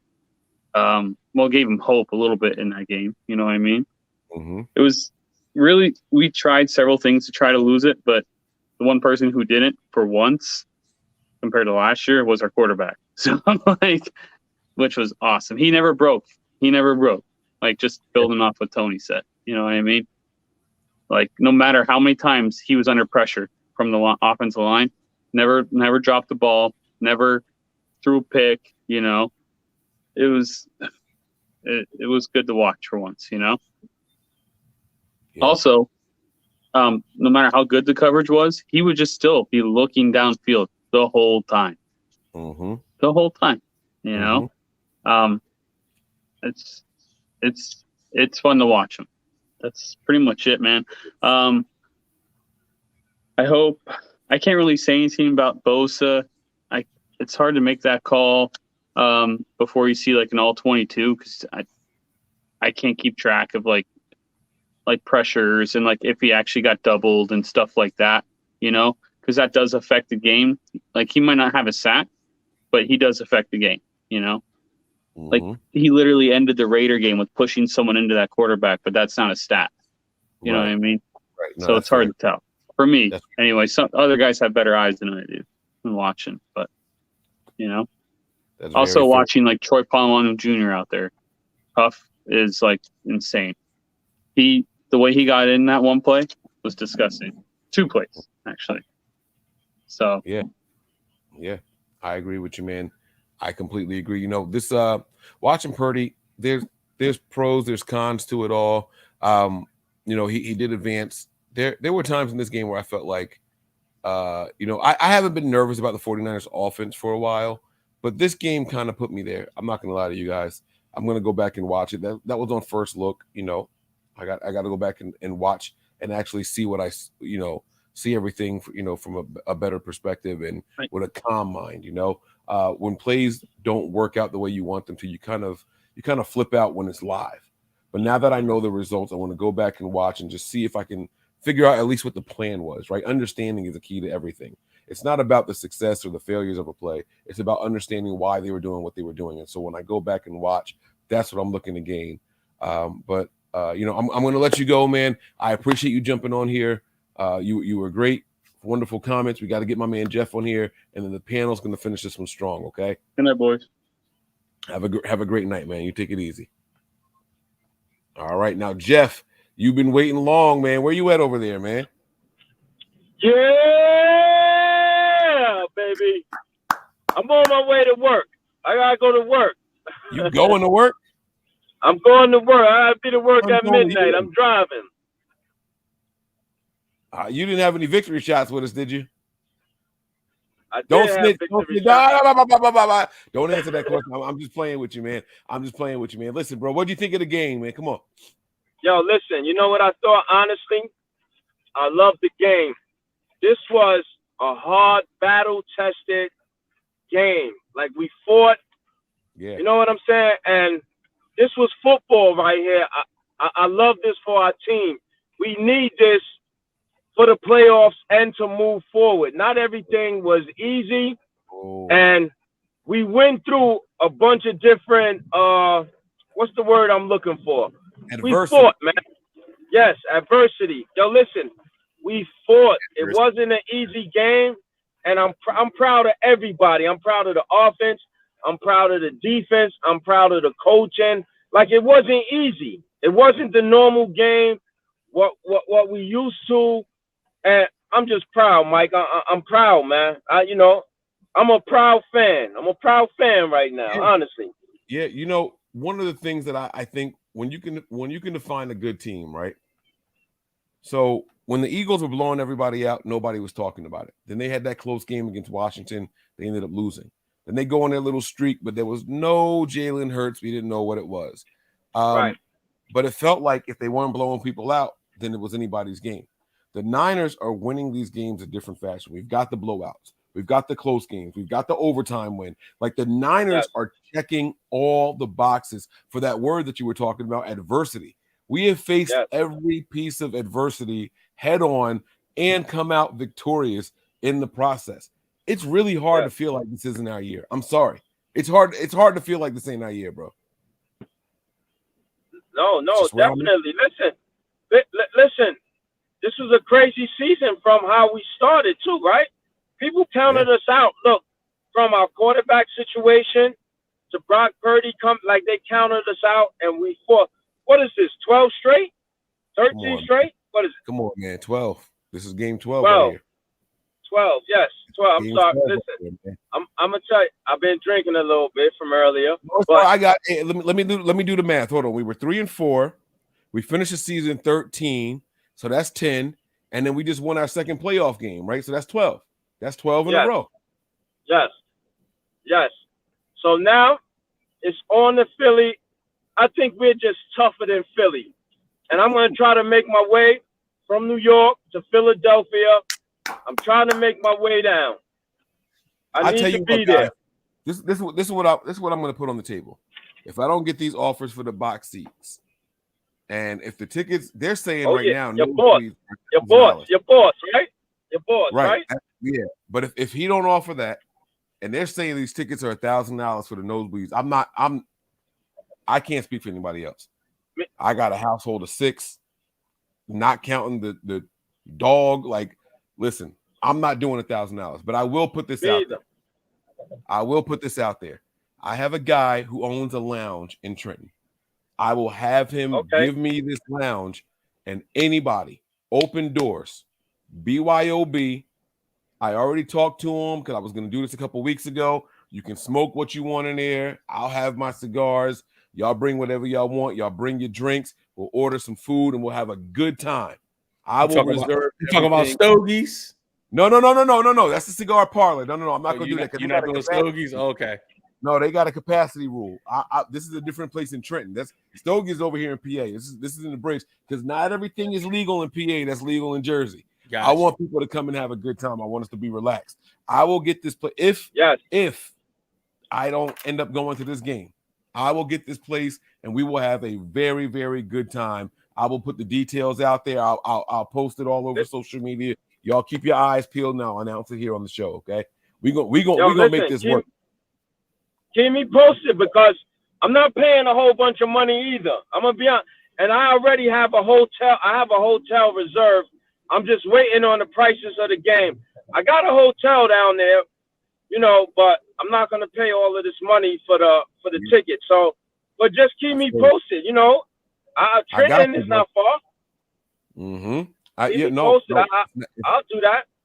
Not far at all. I will reach out to him tomorrow. I'll reach out to the owner. I'll find out what my situation is going to be, and we will have a good time. All right, we're going to put this together, and we're going to have a good one. Now, listen, man. I want you to drive safe, though. All right. Definitely, I want you to be careful out there. Keep your eyes on the road, hands on the steering wheel, and please, brother, make it to work all right. Okay. Yes, I'm good. That is my top priority, Jeff. Hey. You've been holding on for a long time. Anything else you want to say before we let you go? Listen, I'm just happy of the team, man. I'm happy for the team. I'm happy for all of the fans, all of the faithful, and that's it. I'm a happy fan right now. And you know what? I'm going to work in my Niner gear, right? I'm going to walk in the place with my Niner gear, and they know what it is because they was giving me hell on Friday when I left, but I'm back now, baby. And I'm coming to work first with my clothes on. Niner gang. Yeah. All right? That's what I'm talking about right here. Well, Mike, do me a favor. Just honestly keep me posted if you can, and I'll pull up. Jeff, are you on Twitter? I'm on Twitter. Yes, I follow you. Shoot me a DM. All right. Okay. That way I can make sure you see it, because I don't want to do a show and announce it and you miss it or whatever. So make sure, just shoot me a DM and I got you. All right. I will. Watch out for 49 and Jeff. That you'll see my handle. All right, I got Okay? you, big man. And I want to say, and I just want to say thank you, man. I want to say thank you to you, Nitty Gritty Niners, y'all.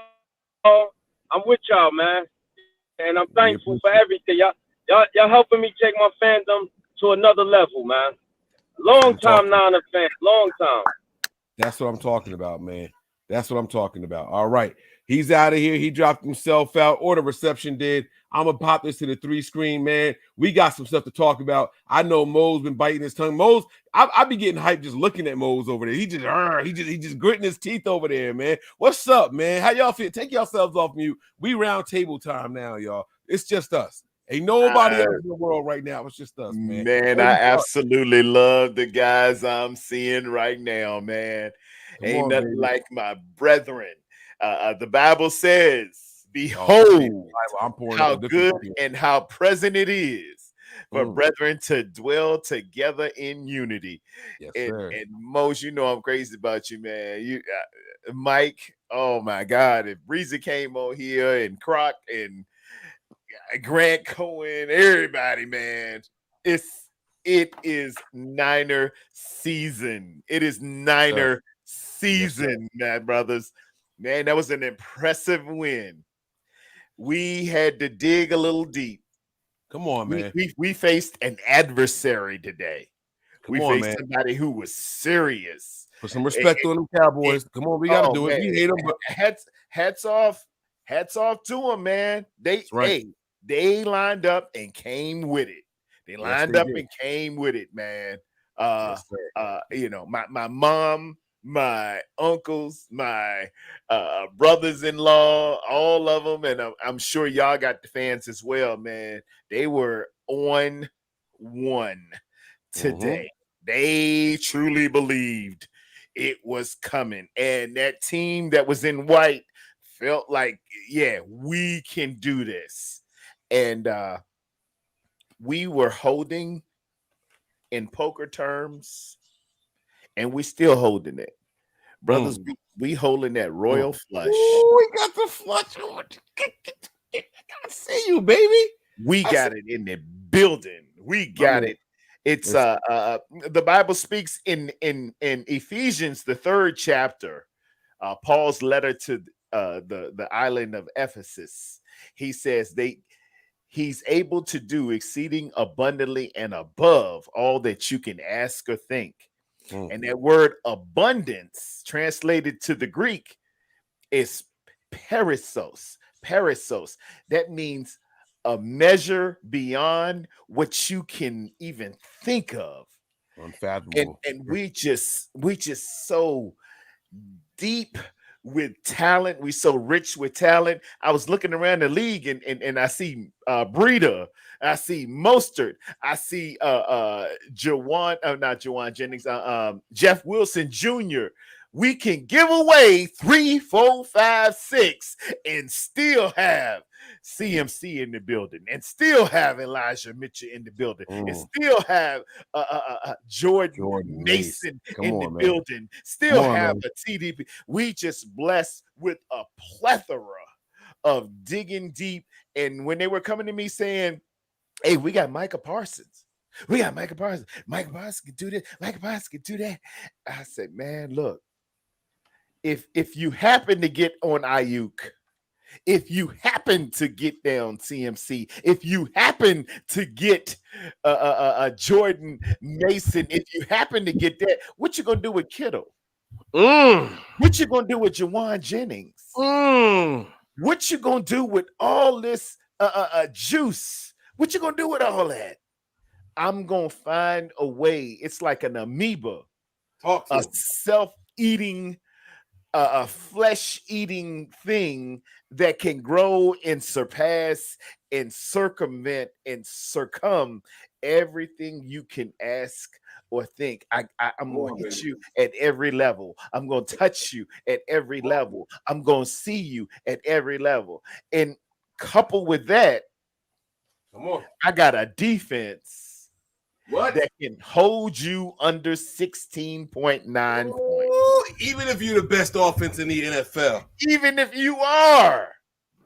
And people are looking at just this year's stats. They're looking at just this year. They say, well, y'all ranked number 1 this year.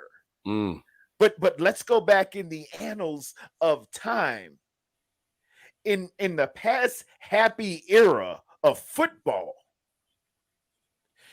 this team ranks with great teams like an 08 Steelers, an 02 Tampa Bay Buccaneers, an 85 Chicago Bears, all types of stuff. Our competitor is not the adversary that's on the field. Our competitor hangs out at 4949 Centennial Boulevard, Santa Clara, California. Oh, it's only us, baby. We competing with ourselves. It's only us, baby. It's only us, baby. Come on. We will not be out-coached. We will not be out-hit. We will not be outperformed. We will not be outclassed.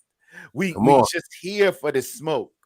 And something that has been missing, man, as a saved man, as a very devout man. I noticed other people. I notice other teams, man. They have a chaplain. They have spiritual guys, and they go on. And I study a guy named Tony Evans. If you get a chance, check out his book along with my book. Get This in the Spirit. It's behind me right now. It's on Amazon right now. But Tony Evans was the chaplain of the Dallas Cowboys back in the day. And I studied the great Tony Evans. There must be a spiritual presence in that locker room. There must be a spiritual presence of a man of God around to get things right. We as men, and I love my sisters. I'm crazy about all of you. I love you. Oh, he about to get massages. But men have to be the pastors of the home. Men have to be the priests of the home. Men have to lead. And a great leader is a great follower. And when you follow him, you gonna be all right. When you're looking for decisions to make, follow him and you gonna be all right.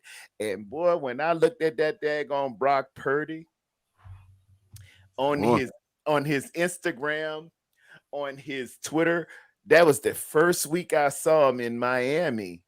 You know, because I thought I ain't even know the dude was gonna make the team, man. I thought Sutfield, we got Sutfield for $2 million. I figured, well, you know, he gonna just, you know, he Mr. Irrelevant, he ain't going nowhere. And that's how the world looked at him. But boy, the first thing that says, I'm a believer. Yeah, that's it. I'm a believer. There's a spiritual presence on this man. It starts at the top. There you go. When you answering to God, do things unto the Lord and not as unto man. That man put pressure on himself that you can't even fathom. In order to lead, you got to know how to follow, right? You gotta follow. You gotta follow. That's how it is in the military, in primary leadership and development. They make sure everybody who leads has to follow to get your certificate to go to the next level. That's right. And this guy got it. Staying humble in his spirit, but with a spirit of expectation nonetheless. He know what God done placed in him. All right now. He got before him. All right now. You do deep down in your hearts, everybody who's within the sound of my voice, and those that are looking at this on recording, I can stand on this because this ain't nothing but the word of God. If you argue with it, it's show on you. We are going to march forward, come up against obstacles, and that's how you know you on the right path. When you come against obstacles, if you running with the devil, you ain't going to encounter no obstacles. Come on, man. Because the devil is cool. Yeah. You just keep on running along, keep on running. But you need those obstacles in life. You need those things that you got to get over to get to the next threshold. You need those things that keep on getting you better. You need the haters because they're your elevators. You need those who doubt you so you can show out. And you don't operate under your power. You dip into a reserve that is Christ Jesus and his power. Come on, you may not do it now. I lived the Heinz 57 life. You know, you got two type of steak sauce. You got Heinz 57, you got A1. I tried to live that Heinz 57 life when I was younger. 57 ways to do this, 57 ways to do that. Yeah, you know, I can do that. I can get over. But there's only one A1. Mose. We got people that got it. Come on, Mose. I'll yield it to you, brother. Come on, Mose. Come on, Mose. They're going to give it to us now. Come on, Mose. I thank you for giving us the spiritual side. I'm a man of faith and a man of God as well, so I appreciate that. Tonight I'm a little different, brother. It's about balance now. Come on, we go give it to you. I'm glad you went first to give us that spiritual balance. Yeah. Because now they got Mose turned up, and I'm not on that type of time. I love you, Mose. I really do. I really do. I know what you've done for me. Huh? I know who you've been in my life. But right now, I'm gonna talk my talk. And I ain't gonna do it with no cussing, because Mike, I don't know if you know, but YouTube is changing some things up, and it's retroactive. I've been seeing. So they going back to old videos, and if it's too much cussing, even if it's after the first couple of seconds, they demonetize a video. So we're gonna do it without the cuss words, because Bishop just laid the spiritual foundation. They might shut my whole channel down, but it's all right. We here. But I'm gonna talk my talk, because like I told y'all before, my phone was ringing off the hook before the game. I ain't get one call. Is it disconnected? Did you check? I ain't get one call yet. I text my aunt, because her boyfriend is a Cowboys fan, blowing my phone up. What did he say now? My wife. I said, "Why is Warren calling me?" Oh, I know why, but I ain't gonna answer the phone. I text I said, "Is Warren phone dead?" Oh, and she was like, "I don't think his phone dead. He just left here."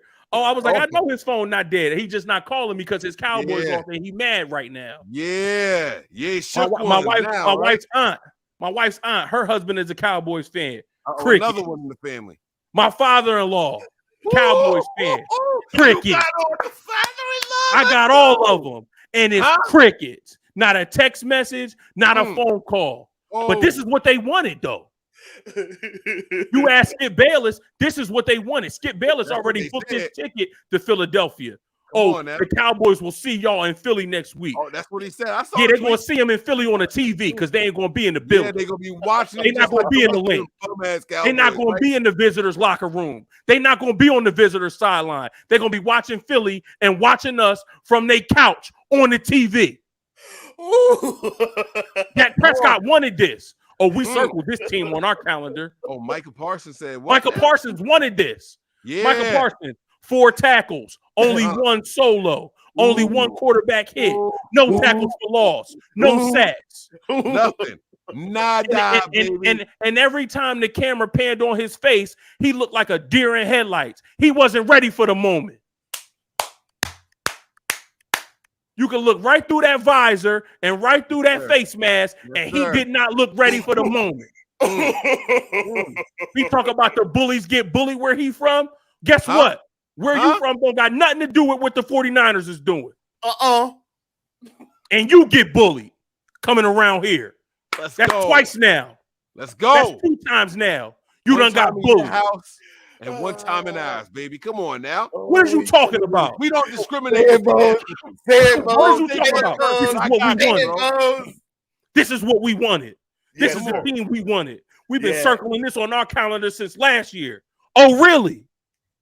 Like Tony said, be careful what you ask for, because you just might get it. And it ain't going to be the outcome that you want. Come on, bro. I've been quiet all week. The only thing that I said was Saturday morning when I made my picks video. And all I said was, this is personal for them. This is a revenge game for them. But we already been there. We tried the revenge tour thing. It didn't work. They got revenge don't get it done. That's right. Revenge only gets you but so far. That's right. But when the rubber hit the road, when them pads come on, when them cleats hit the turf, when them cleats get laced up, come on, bro. Get out. When you buckle that chin strap, revenge don't got nothing to do with that no more. Right. You got to put up or shut up. Come on, baby. So it was personal for them. It was revenge for them. This is how I knew we was going to win. It's just business for us. We've been here before. We've been to a Super Bowl that we should have won. That we was winning for 3.5 quarters. 3.5 quarters. We was winning. Bro. Come on now. We've been to an NFC Championship game where we was winning for 3.5 quarters. We've been here before. This is business for us. Come on, baby. And you the next obstacle on a business trip. That's right. Stop playing with us. Put some respect on our name. It don't matter who our quarterback is. Mike, I gotta drop the instrumental. I gotta drop it. Go ahead. Keep going, Mose. If you look at Brock Purdy, what would make you think that he's not going to come in here and play well? Yeah, come on now. I don't care if he didn't have a touchdown pass. Guess what? No turnovers. Not how many? No interceptions. No fumbles. No, what? 0. Oh my goodness. How many did Dak have? Not 1. 2. 2, baby. Not Making 1, mistakes. For 2, baby. Come on now. What are we talking about? Yeah. Yes. Come on. What are we talking about? Kittle to him, stepping up, making a big play. Let them know. Let them know. Here's what I got to do. And I've done it already on Nitty Gritty, and I'm going to do it here too. So everybody can see it. Make sure I'm gonna give Jawan Jennings his flowers. Oh my goodness! What did he do? Not only did he not drop a pass this game, not only did he make big catches this game, he did what he did last year, and he got in Trayvon Diggs' head. Trayvon Diggs was eliminated when Jawan Jennings stepped on that field. Come on. And if it was any other officiating crew out there, he'd have been flagged twice in this game. Come on now. Come on, bro. Because he want to do all that extracurricular after the play because you don't measure up to Jawan Jennings. I don't care if you can intercept the ball. What happens when the game gets physical? Yes, come on now. That's what you got to talk to him about, bro. What do you do now? Your homeboy said the bullies get bullied. So what happens when you get bullied? Trayvon. And I like Trayvon. The Diggs brothers, they are dogs. Come on. But he came up against a bigger dog today. Yeah, but not all dogs are created equal. Tell them again, bro. They are not. He came up against a bigger dog today. Talk your ish. A dog with a bigger bark. A dog with a bigger bite.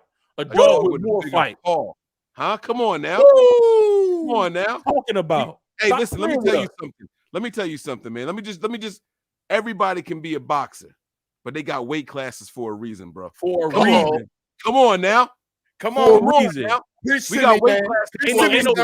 Ain't no featherweight getting in the ring with Mike Tyson. Exactly. Mayweather was a bad man, but let me tell you something. He wouldn't have gotten that ring with Mike Tyson. Not for a second. Not at all. Not for a second. Y'all better remember. Come on now. I love these. Come on now. Let's go, Mose. I love these, man. Ain't nothing like young energy. If I calm down and just get into the game and analyze the game, listen, we won the game in the most 4 important phases. We won in total yards. We won the turnover battle. We won time of possession. And we won first downs. And all the major categories, we won each and every single one of them. We talking about offense. My thoughts are a little bit different from Tony's as far as Kyle in the offense and going up against Dan Quinn. While I do agree both Kyle and Quinn have evolved, here's what I was telling my cousin, who was also a 49er fan. Shout out to my cousin Sid, Chicago Sid B. I feel like Kyle, at least early on in the game, was calling stuff to see what Dan Quinn remembered. Exactly. He had to see. I understand that the offense and the defense evolve, but foundationally, we talk about a house. You could do as many revisions. You could remodel your kitchen. You can remodel your bathroom. You can remodel the bedrooms. You could buy new furniture. You could buy new carpet. You could pull the carpet up and put hardwood down. You could do whatever you want to do inside the house, but the foundation is the same. That foundation ain't right. So foundationally, Kyle has a foundation to his offense, just like Dan has a foundation to his defense. So Kyle called this game, at least initially, to see what does Dan Quinn remember about my offense from our time together in Atlanta and from what we put out on the field last year in the playoffs. What does he remember, and what tendencies is he going to try to take away from us? Because that then builds what his adjustments are going into the second half. My cousin was pissed because we kept running the ball outside. I was pissed too because we kept trying to force the ball outside. And that's where their strength is. Their athleticism, their speed is on the edges. What is Kyle's adjustment after he's been forcing it outside? Our only touchdown drive, punched him right in the mouth and go straight up the middle. Up the gut, baby. Yes. We will not be denied. Huh? Brilliant. Hey, that's exactly it. Come on, Kyle, bro. It's only a couple of types of, and Kyle forced me to do this, look back at history and see how play callers call plays. And you have what I call the Davisonian type, which is Al Davis and Vince Lombardi. This is what we do, and I don't care what I don't care what you do. This is what we do. And then you have a Bill Belichick, who's somewhat a prober. He's probing around to see what's the weak link and where I'm going. But finally, you have the narrator. And as an author myself, I can appreciate the narrator. Kyle is a narrator. He's trying to figure out where you're at, what you're trying to do, and he's throwing out some what we call F-off plays. F-off, that toss that I can't stand. That toss, oh man, why are you doing that toss? Why that toss again? He's trying to see how they're reacting to it, and he's got 3 or 4 ways he's going to come off of that toss. He's got 3 or 4 ways he's going to come off of that base alignment, that base structure, that base pre-snap motion. And I'm going to see you in the 3rd and 4th quarter. Absolutely. Once I get to my adjustments and I see how you were reacting to it, your rules say you're going to pull with the guard. Okay. I see you pulling. This is what we're going to do. And man, it's just masterful and brilliant. It ain't about running up scores. It ain't about trying to impress anybody. It's about winning the battle. All it's about is having more points at the end of the game than the other team. Points at the end of the game. I guarantee you, Kyle don't care if the score is 1-0, as long as it means it's a W in the column and he get to move on to the next game and prepare for the next game. So that's what this game was, because he knew coming in, 1, they had energy because of their win last week against Tom Brady. 2, they had energy because, like I said, it was a revenge game for them. They were circling us on our calendar. So you knew they were going to come with a little bit extra motivation. So Kyle understood what this type of game was going to be. 2, you can't empty the clip when you still got more business to handle. Kyle can't give you everything this week. He can't empty the clip against the Cowboys because it's an end-all, be-all. And now the Philadelphia Eagles got our entire playbook and our entire mannerisms and schemes. We still got to keep them guessing somewhat as well. That's right. So I think for what it was, Kyle called a masterful game. I think the score would have looked different because we had some red zone opportunities. I think our first red zone opportunity that turned into a field goal we kind of sputtered a little bit and we hindered ourselves from getting points. I feel like if execution is a little bit better, then, we do see those touchdowns. And we talked about in the playoffs, converting those red zone opportunities to 7 instead of 3. Yes. But a lot of the times, especially this late into a season where there's only 8 teams left and it's do or die, go home, and the other team has a pretty good defense with a very good defensive mind at coordinator, you may not convert all of those. Right. And we saw how the kicking game played an important role. Incredibly important role, because Dallas was trying to figure out, do we go or do we kick? Come on. Are we in a distance short enough that we can go for this, or do we run our kicker out there and trust him? And I feel like transitioning over to the defense early on, we had them in a lot of 3rd and shorts and a lot of 4th and shorts, which made it a little bit more easy for them to make that call to go for it on 4th down. I feel like the defense tightened up in that aspect as well. We didn't get a lot of the pressure that we wanted to see in the form of sacks, but we were able to move Dak Prescott off of his spot.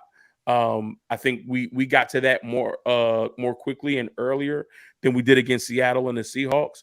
We were able to move him off of his spot a little bit more. We were able to contain the running game. Sidebar on the running game, I will never wish an injury on a player, nor will I ever mock or laugh at a player getting injured. But like we said earlier, karma will come back and bite you, bruh. So I just find it ironic how, like Mike said, not only do you wish injury on our running back, but you double down on it. And then the key injury to your team is your running back.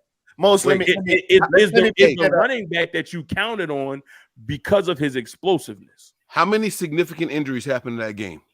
Just one. What position did it happen to? Running back. Same one you wished on us. Listen, I don't like that for Pollard. Let me be very clear. I don't. Yes, I don't. I said a prayer for the young man when it happened, right? But you can't.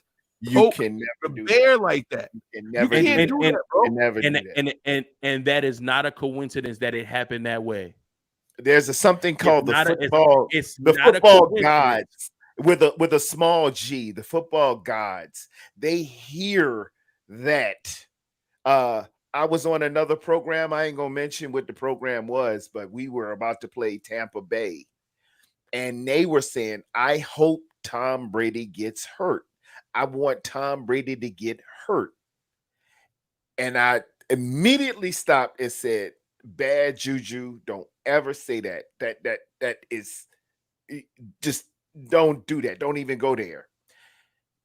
Deebo Samuel got hurt that game. Deebo Samuel got hurt that game. I don't even vibe with people who think that way. I don't do that. Why is your mindset not our defense needs to step up, play assignment sound, gap sound football to make sure that we don't allow him to break a big one or catch the ball out of the backfield? I love these stats, man. Why is your first option? All I can do is in my mind say, hey, guys, don't ever say that. That's somebody's child. That's somebody's husband. That's somebody's a cousin. That's somebody's uncle, nephew, whatever. That's somebody's father. He's doing what he loves to do, but providing for his family. On anyone, you can hope they have a bad series, throw some picks, get benched, some things like that, But don't ever wish injury on anybody. And I hope everybody associated with Nothing But Niners, Nitty Gritty Niners, and everything I touch understands you never ever wish injury. That's terrible on anyone. And you know what? Here's the biggest takeaway from all of that. When you have to resort to wishing injury, just admit you scared. Just admit you scared. Just admit that you recognize you're going up against a better team. Tell me you scared without telling me you scared. That's it, bro. That's it, bro. If that's what you're resorting to, You have already waved the white flag. We don't stand a chance if y'all are healthy. And fear and faith cannot occupy the same space. They sure cannot. What Lauryn Hill said? Two MCs cannot occupy the same space at the same time. It's against the laws of physics, right? They cannot. Come on, man. Fear and faith cannot Come occupy on, man. the same space. Listen, I think the defense. You're done. I think defense played a really good game. Warner was flying around out there. Aziz, Greenlaw flying around out there. We talked about the defense. Listen, these past 2 games, Mooney has been playing well all season. All of a sudden, we get to the playoffs, and why is it the reverse? Why is Demo playing better football? And listen, No. Say his name. Say his name again. Theodore Lenore. Diamador Lenore. Listen, coming with it. Listen, I'm not even mad at him for the pass interference because we know Demo is not good at playing the ball in the air deep downfield. We know that. Dallas took a shot and they got it. I feel like that's the one thing that we need to work on. I feel like if D'Amico Ryans leaves for a head coaching job, the name that I want to bring back is Joe Woods. Maybe not as defensive coordinator, but at least as our secondary coach. Because when Joe Woods was here, he had this secondary on fire. And I think Joe Woods can come in and bring his expertise and help Diamador in that one area. Because everywhere else, Demo is good. If you got him backpedaling and then moving forward towards the ball, you saw how he picked off Dak. That was he stretched out. That was man. He caught it. He high pointed it. What? And he's in position. He's in position a lot of the time. We gotta watch how we talk about getting burned. Burn is you weren't within 5 yards of dude, but in position, man, you're in position. You can touch him. You're right there. It's just the scouts say on a narrative looking at other DBs, is he disruptive at the point of the play? That's what he's lacking a little bit. A 50-50 and even this one, I wouldn't even say it was 100% on him because the ball was underthrown. So CD had to stop to come back and get it. And Lenore is looking for the ball, trying to see where CD is. He's trying to do too much at one time. So I think that's the only part of his game that he needs to work on. But being in position, jumping on some of these routes and getting 2 interceptions in back-to-back playoff games, we know he's ready to lay the boom. He's one of our best tackling DBs that we have on this team. I just don't understand how Mooney was able to play well all season long, and now we get to the playoffs, and it's like he had one good play on the deep route where, first of all, the pass was a little outside of Michael Gallup, where it should have been more inside the numbers, but he played it well. But other than that, I'm expecting a little bit more from Mooney. And what we got during the regular season, I'm not seeing now in the playoffs. Bro. Now, hopefully it could change. We going to if we talking about the NFC side, we going up against the 2 best that the NFC has to offer. Yes, sir. We going up against AJ Brown and Devontae Smith, who multiple times this year have together put up 10 receptions apiece in multiple games. They no joke. They no games whatsoever. I respect both of their game. Both of them dudes are dogs. So we're gonna need both Demo and Mooney to step up their level of play. Indeed. Both of them to step up their level of play. And I think they're up for the challenge. I really do. I think they're up for the challenge. Absolutely. I don't think anybody is backing down from the challenge. The way you're talking about Mooney is the way I'm talking about Bosa. You were great in the regular season. Y'all, I don't need y'all to agree. They talking about, he going to break 19 and a half. He going for 20 and 22 and a half and breaking the all-time record by Michael Strahan. Now you get to the playoffs, and how many pressures did you have this game? Where are you? I'm glad you got the holding call early in the first quarter because usually they don't even call that for you.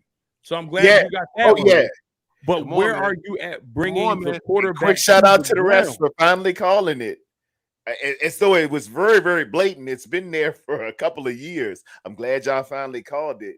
But yeah, we looking for big time players to make big time plays and he has to start winning. He has to start winning his one-on-one matchups to allow everybody else to be more successful in their one-on-one matchups. Because if teams feel like they can block Bosa one-on-one, then that means they can block everybody else one-on-one. Yep. That means they don't have to devote too much attention to his side. That's when you can have 5 out available to receive the. You don't have to keep Dallas Goedert in to chip him. You don't have to keep Miles Sanders in to chip him. All of those dudes can go out and be eligible to receive because you got Jordan Mailata and Lane Johnson able to block him one-on-one. Now, Bosa has an opportunity. Mailata is like 6'9", 340. So he's big and he's strong, but he's not as fast and nimble and quick of foot. So Bosa has the speed to power that he can use there. Yep. Lane Johnson is not 100%. He's coming back from the injury. He's battling it out for his team, but he was a little gimpy against the Giants. So there's opportunities for Nick Bosa to be the game wrecker that we know he can be. And in the playoffs, and if we talk about, we gave Mooney money. We ready to pretty much fill out a blank check and give Bosa whatever he's asking for. Indeed. This is where these are the moments. This is when good players become great players and cement their legacy. When they was talking about Michael Parsons and the one-hand club that he did to Mike McGlinchey, what was the name that they mentioned? Reggie White. The Minister of Defense. And how did he solidify his legacy? By winning a Super Bowl in Green Bay. When he did it. And he only got one. And if it weren't for Reggie White, Brett Favre, you wouldn't have that ring. Wouldn't have one. I hope Reggie only got one, but that's all it takes to cement your legacy. So yeah, you're a great player, but you cement your legacy by making plays and stepping up when it matters. You did what you needed to do to help us get here. Now we here and we need a little bit more from you. Yeah, man. So while it's great, Samson Ebukam is getting sacks. While it's great, Charles Omenihu is getting sacks. Eric Armstead is getting sacks. That's great. Allow them to feast more by you going off. Yes. You don't got to get. I'm not asking you to get 6 or 7 sacks a game. I'm not asking you to have an Alden Smith type game on a Monday night against the Chicago Bears where you get 5.5, 6. I'm not asking for that. But give me 1 or 2, 1.5. Really provide some consistent pressure to get the quarterback off his spot. Because if you allow that to happen, then guess what? A.J. Brown and Devontae Smith can't kill us deep because Jalen Hurts is doing more running than he is passing. The pass rush and coverage are married to one another. They are husband and wife together. We were having this debate early on in the year when I'm a big secondary guy. I love the secondary. I know you need that corner. I know you need a good safety. But, I had people say, oh, we ain't got to worry about that. We just got a good pass rush. You need both. You need both working in tandem because you're what? A team. Together, excellence. Apart, mediocrity. That's why you got to be a team. Don't worry. You don't get caught up in numbers and stats and fantasy football and DraftKings and things of this nature. You must be a team. Don't worry about the Pro Bowl, the All-Pro, and people mentioning your names in the interviews. You have to be a team because the only thing that matters at the end of the day is, are you wearing hardware? And don't nobody want to go to the Pro Bowl no more anyway. Ain't nobody going there to play no flag football. Ain't nobody even going there. I'm a grown man making millions of dollars. Ain't nobody going to play no flag Niner football. players won't be available for the Pro Bowl. Sorry, not sorry. Make other plans.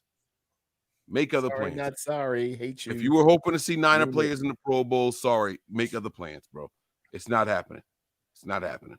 It's that simple. We have a bigger goal in mind. Yes. The Pro Bowl is not our priority right now. Nope. We're not trying to win popularity contests. For what? We are not asking for the respect from the people that we play against. We are taking the respect from the people that we play against. That 0-15 after you play the Niners is not a joke. That's not happenstance. That's not something that just showed up on the stat sheets. It was a story for a reason. What we are doing is unprecedented. You understand what I'm saying? We are on a mission right now, and we are not done yet. Philly, we coming. We are coming, Philly. Y'all better be ready. I put up some comments in here from my man Chris. I saw him in here. That's my brother's buddy. That's my brother's right-hand man right there. Philly fan, Eagles fan. Eagles fan. He's cool. Oh, man. He's 14-1. Yeah. 14-1 for Hurts. But guess what? Brock Purdy got a 0 in that loss column. He's got a 0 in that loss column. I don't know the quote off the top of my head, but it's something about an immovable force meeting something. What y'all know what irresistible force, an immovable object. Yeah. Yeah. And here's the thing that I don't get about Philly fans. And they talk all of this about the Cowboys fans, but they act in the same way. Yeah. The Cowboys put a beat down on the Buccaneers, and they thought coming to our house was going to be a piece of cake. The Eagles put a beat down on the Giants, who shouldn't have been there anyway, and because it was so easy, and they put up 38 points or however many points they put up, they think, oh, the Niners with a rookie quarterback, they only put up 19 against the Cowboys. Oh, this is going to be a piece of cake. This is the same Cowboys team that you couldn't beat with Gardner Minshew, who has more experience and started more games in the NFL than Brock Purdy has. But y'all couldn't beat them without Jalen Hurts. And that's all I heard from Skip Bayless. Oh, Philly, we'll see you with your quarterback healthy and our quarterback healthy. So there's no excuses now. Y'all didn't even play us yet. And y'all already talking about no excuses for Hurts going up against Dak Prescott. Both quarterbacks finally healthy. Completely overlooking the team right now. Completely overlooking us. Huh? So confident, so cocky. How'd that work out for you? So arrogant. And Philly doing the same thing right now. I don't care what they say in the locker room. What are your fans talking about? Yeah. Because guess what? We all know how this go. How your fans speak is how your team speaking and how your team think. Because the fans only speak with the confidence that the team instills. The fans only speak with the bravado that the team gives them. So I don't care what they put out for the world to see. You can show me your little locker room video that y'all saying all the right things. But what are y'all really saying? Because how are all of these fans getting the battery pack in their back to say the stuff that they saying? To have the audacity to say, even some Eagles fans, to have the audacity to say, oh, we can't wait. We beat the Giants 3 times, and we gonna beat Dallas when we see them for a 3rd time. Really? Excuse me? Like that? So you just assuming that it's gonna be Dallas, Philly 3. They at home right now playing Madden. That's the only way you playing Dallas 3 times this season, baby. The only way. The only way you playing Dallas 3 times this season. And I hope y'all get that dub. You deserve it. Now, we got to get to the super chats, guys. We got 8 of them in here. Please do. Everybody watching right now. We saved the super chats for the end of the show. This is your last chance to be a part of the show. We did the victory shots. No more links coming. So if you have anything else you want us to read or respond to, make sure you guys make it in the form of a super chat. All right, we're going to run through them. We're going to respond one by one. There's 8 right now. I don't know how many we're going to end up getting up to. So we're going to go with Moe's, then we'll go with Terradome. We'll alternate back and forth. And if I have anything I want to add to what y'all say, I'll sprinkle it in there. But if not, I'll read them all. You guys respond accordingly. We'll alternate, and we'll go ahead and get ready to wrap this thing up here, okay? The very first one. Yep, red and gold. Shout out to Red and Gold Blooded, baby. Appreciate you for baby. the contribution. Gold blooded. Kittle bringing bring that big fun energy. Come on, Mose. Come on, big Mose. fun energy. Listen, my wife was watching the end of the game with me, right?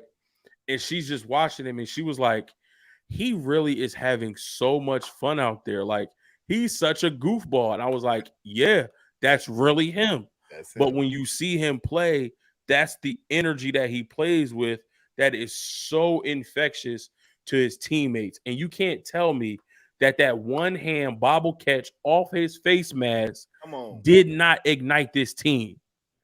That catch put the battery pack in everybody on that offense and says, there's no way we get this big play from one of the leaders on our team and we not punch the ball in the end zone this drive. Yes, you can't tell me that his energy on the field did not help lead to that. Infectious. My mom was sitting over here. There were two plays where Kittle's like face, they zoomed in on him after the play. And one of them, he was sitting on the ground like, ooh, ha, ha. Like my mom was like, look at him. I was like, Mom, he enjoys playing the game. You can't pay for that. You can't pay for that, right? A lot of people were Brett Favre fans because he was picking up players and putting them on his shoulders and spinning around. He was having a good time playing this game, right? Exercising in this sport. Kittle is that for this team. He is that for this team, and it was phenomenal to see him out there in the biggest game of his career. Y'all could talk about the Super Bowl. I get it. That's done. But now there's a different mission. Now they're trying to get back to that. So this game, I know it sounds crazy, means more than what that lost Super Bowl means to them. Absolutely. True. It means more because that's already in the past. Right. It's already in the past. So now this game means more. I got to step up. I got to do my job. And he's out there having fun. He's out there having fun on the field. And my mom, a Cowboys fan, sitting to my right, was just celebrating and laughing with me watching him play the game. That's infectious. That is infectious attitude. That is infectious demeanor. That permeates through the entire field of the 49ers, man. You preaching, man. That is something that you can't pay for. You can't pay for that kind of attitude. You cannot buy that. You can't. You can't. You could talk it. You could try to coach it all you want to. But when you see it, you saw it on his face twice in the game. One time he was on his ass doing it. Yeah, I'm in here.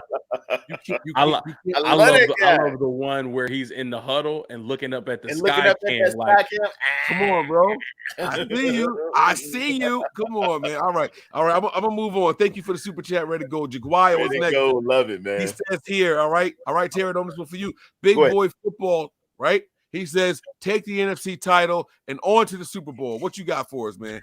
Man, my brother Michael Irvin, my brother in Christ, was real I don't want to say apprehensive, but he knew of the physical nature that has to happen to become champion.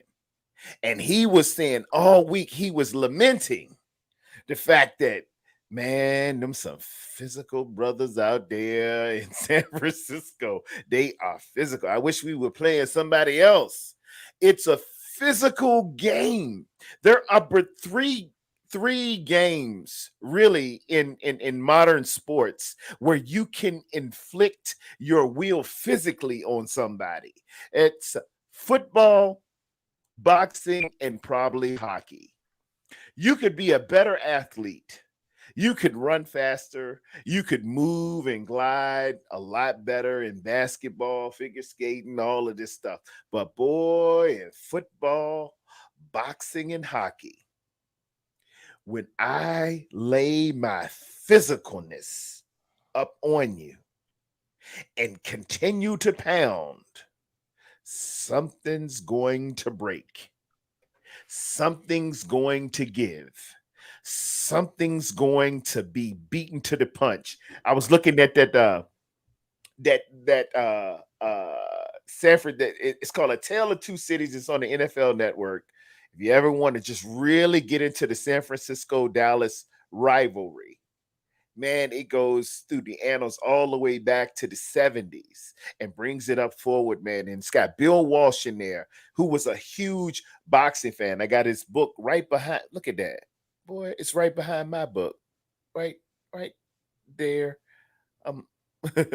And he talks about beating the man to the punch repeatedly. He said, we're going to unload on them. In the 80s, man, the dude was Marvin Hagler. Marvelous Marvin Hagler. And Bill Walsh was a big Marvin Hagler, Sugar Ray Leonard, Roberto Duran fan. You got to beat the man to the punch. And it don't seem like something early. Early on, it don't seem like nothing, but you're just beating them by a split second to the punch. By a split second to the punch. You're just jabbing to the split second of a punch. But boy, in those later rounds, you've been pounding and cracking that rock, and it's going to break. Yes, big boy football. Take the NFC title. That's what we do here. Yes, sir. Yes, sir. I like it. I like it. I like it a lot. All right. Now, these next two don't really have anything worth responding to, so Mose, be patient with me. I'm going to get you Action Figure Archive. Thanks for the super chat. You didn't leave a comment, but we appreciate you, big dog. Mose got an action figure, and I ain't got one. He said, what's the StreamYard link? I sent it afterwards. I don't know if he ever jumped in here. I don't remember him being on tonight, but this next one right here, Mose, is going to be for you. JP Hellahard and Action Figure, thank you guys both for the super chats. We do appreciate them, even if you didn't leave a comment for us to respond to right now. Mulberry Group Holds, he says, NBN, let's go. Great win. I got to drop something to the altar. NBN, all love. Let's celebrate this win and get the Larrys. He talking about the seasoning, y'all. If y'all, no, I'm gonna let Mose. I'm sorry. I'm not supposed to be responding. Get the Larrys for the bird. We're gonna have to cook next week. Mose, tell him what the Larry's is. Not everybody knows what the Larry's is. I'm gonna shut up. Go ahead. Yeah, see, not everybody know what the Lowry is. The Lowry is in a red bottle with a red cap and a white label. Now, Lowry's, that's seasoning salt. Okay, come on, sir. Now, in a black household, you can usually find Lowry's being used when we frying something. So if I'm frying some chicken, if I'm frying some pork chops, I'm gonna go in the kitchen. I'm gonna get a little bit of salt. I'm gonna get a little bit of pepper. Maybe get a little bit of smoked paprika, but I'm gonna top it off with a little bit of that Lowry seasoning salt to give it that little extra punch of seasoning. Now that's why some of us got high blood pressure and high cholesterol, and some of us overweight like me. We got to cut back on the fried foods, and we got to eat a little bit healthier lifestyle and lose some weight. But listen, next week we might have to get back into frying some of them chicken wings, some of them bird wings. And we definitely going to be using some Lowry seasoning salt just to make sure when we take that first bite of that hot chicken, and when you take it out the grease, and it's smoking hot, you pull that wing apart, and you see that steam just float to the top, and you take that first bite of that hot chicken wing, and you bite, and you go. You're still chewing. It's good though. It's just so good because of that Lowry. But you know it's hot and you don't want to burn the roof of your mouth. So you bite cautiously. That's what that Lowry's is. It's Larry's for us what adobo is for the Latino community. Oh, absolutely. Yeah. Lowry's for us is what that adobo. Lowry's seasoned salt is definitely equivalent to that adobo. That's when who made the tater salad? You throw some Lowry's in the tater salad. Boy, listen here. You throw you throw a little bit of Lowry's in them collard greens. On the fried chicken. Come on, phenomenal super chat right there. I like that one. I like that one a lot. Yes, sir. The poke chop. The poke chop. Let's go, man. Delvin is up next. Thank you for the super chat.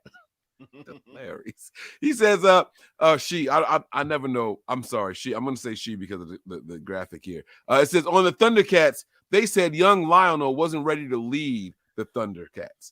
He showed it's just like Brock Purdy. To number 6, let's go. He is qualified. Come on now. Come on. Bishop, They what said they Rhino. said? They said, yo, Thundercats is my favorite cartoon growing up. So I know exactly what this is about. He was too young. He wasn't ready, right? Panthro was trying to school my man. Give it to him. Hey, Give it to him. Bishop, Panthro, Bishop, what do they say about our God? I'm sorry. This is supposed to be for you, TD. I'm sorry. No. You take them Thundercats because that was after me. I'm a Super Friends guy. Listen, man. I'm During older. Thundercats, Go ahead, give it. Rhino was young when it was time for him to take over. And Panthro was the OG on the team. That's the dude with the nunchucks, right? And he drove the little machine, the car that they had, right? And he was trying to school young Lionel. Hey, you got to learn a little bit before you just jump out here and think that you're the leader. They're going to follow you because you're the leader, but you got to be a good leader. What she's saying right here is Brock Purdy is him. Brock Purdy is the young Lionel. They might think you're a little too young, but he's ready right now. He's qualified. That's it, right? You don't have to worry about what the results are going to be. Is he qualified to lead? Now, TD, I know you can speak to that. Is Brock Purdy qualified to lead? There's no C on his chest. He don't have that C on it. Jimmy Garoppolo didn't have that C on his chest this season either, right? Come on now. But is he qualified to lead? At our church, man, Kingdom Impact Global Ministries, Fayetteville, North Carolina, Apostle William T. Ford Sr. Let me shout that man out. Glory to God. He is a preaching machine.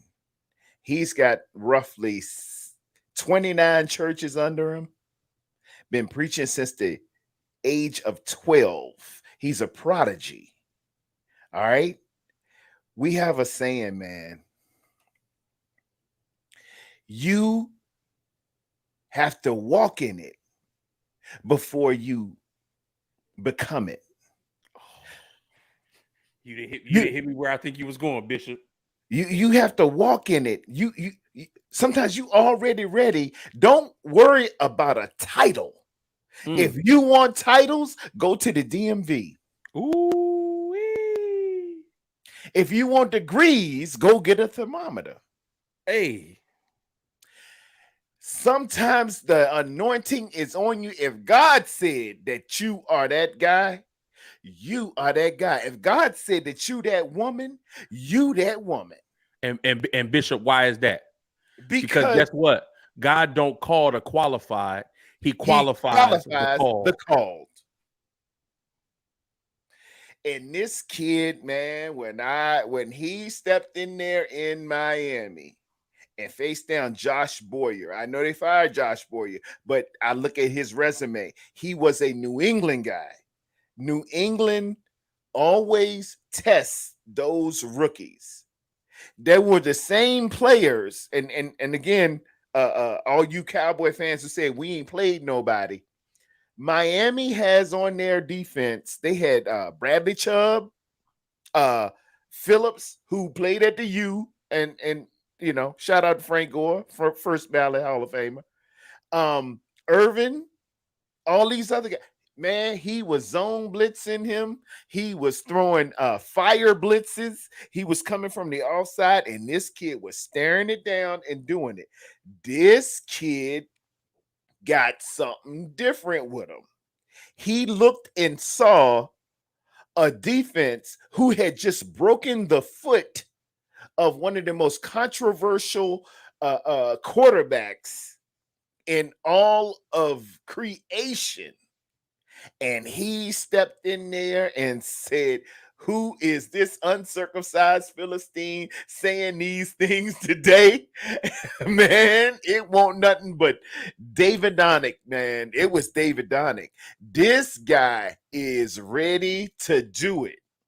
He's not competing against just Trey Lance and those quarterbacks there before you. I said 2, 3, 4 weeks ago, I'd rather have Brock Purdy than any other quarterback in the NFC running this offense, because I've seen this offense operate under Jimmy G. I've seen this offense with Chris Mullins, CJ Beathard. I've seen this offense with Trey Lance. I've seen everything and how Kyle calls it and plays it.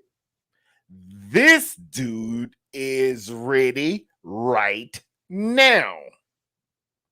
That's how I know. The nimbleness of his feet, the processing of his mind, how he's looking 1, 2, 3, and stays out of bad situations.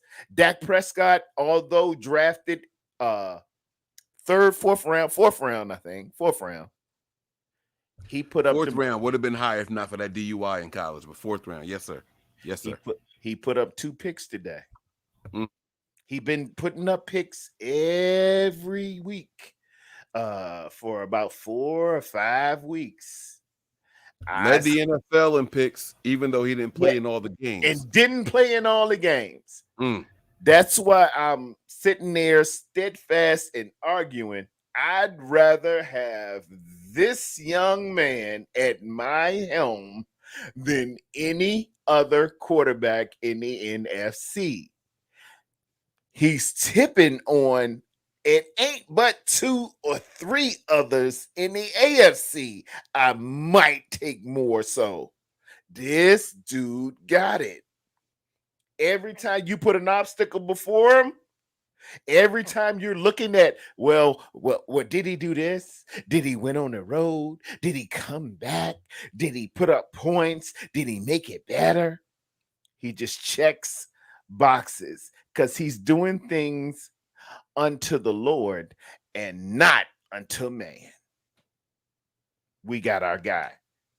You know, when Tony and I were doing the pregame show, we went through position by position who you would take, right? And we got to the quarterbacks, and I took my man. I'm not gonna lie to y'all. I took my man Dak Prescott. I saw you. I think Dak Prescott is a better quarterback overall than Brock Purdy.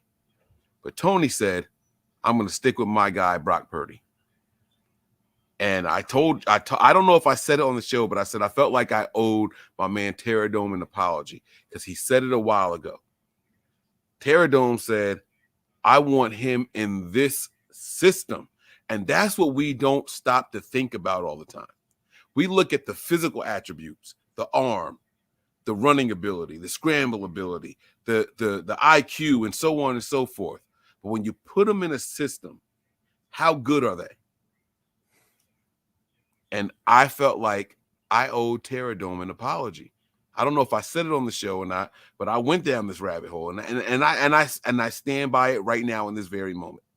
It's Mike is so all right because you're not unlike 99% of men.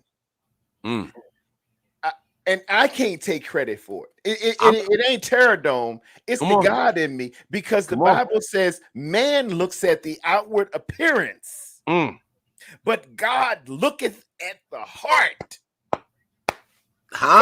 God looking at something. Come on now. And it's the God in me that sees what he's doing. It's the God in me. It ain't Terradome. Terradome will be just like you. Terradome would just be just like a regular man saying, oh, you know, he's 262nd pick. He came from Iowa State. Just get that SOB out of here. But it's something that's pricked my heart that I can't turn off. Yeah. God tells me, look at it like I do. You prayed to see things the way I see it, my Father in heaven. So I'm gonna give you some insight. And it's so all right, brother. It's so all right. But I thank you for the apology, but it is all God all the time. Brock is exactly what we need at this exact moment in this exact system. That's it. There's nothing else for me to say. There's nothing else for me to say. When the plays are open downfield, he's making the attempts. When the plays are shallow, when they're intermediate, he's making the plays. There's nothing else for me to say. Does he drive me crazy sometimes, a play or two? Yes. But watch anybody. Watch any of the greats. I dare you to find a game where they were perfect. I dare you to find a game where they were perfect. Can't find it. You can't. He gets out of trouble. He throws it away when you need to throw it away. He'll dirt it when you need to dirt it. Come on, man. Come on, man. And that's why I said it during the pregame show. I think I'm going to side with Terradome now, man. I don't know who I'm taking over Brock in this system right now. I just don't know it. So thank you very much for that, man. All right, we're gonna keep it moving here. God That was bless a phenomenal you. Takes comment. a big man to say that. Big, huge all right. man. I've been doing it all year. Every time I'm wrong, I come on here. Love and you, tell brother. Love you. It's all good. JP Hellahard again. He says it's supposed to be hard. Niners wouldn't have it, no way. Meaning they wouldn't have it any other way. Man, come on, Mose. Come on, Mose. Would we want it if it was easy? No, it's not supposed to be. Would they respect us if it was easy? They're not gonna respect us now. So of course they wouldn't respect us.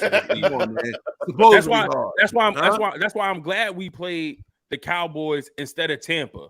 Because if Dallas did that to Tampa, and we already put work on Tampa before, Tampa wasn't going to do anything different than when we played them a couple weeks ago, month ago, whatever it was.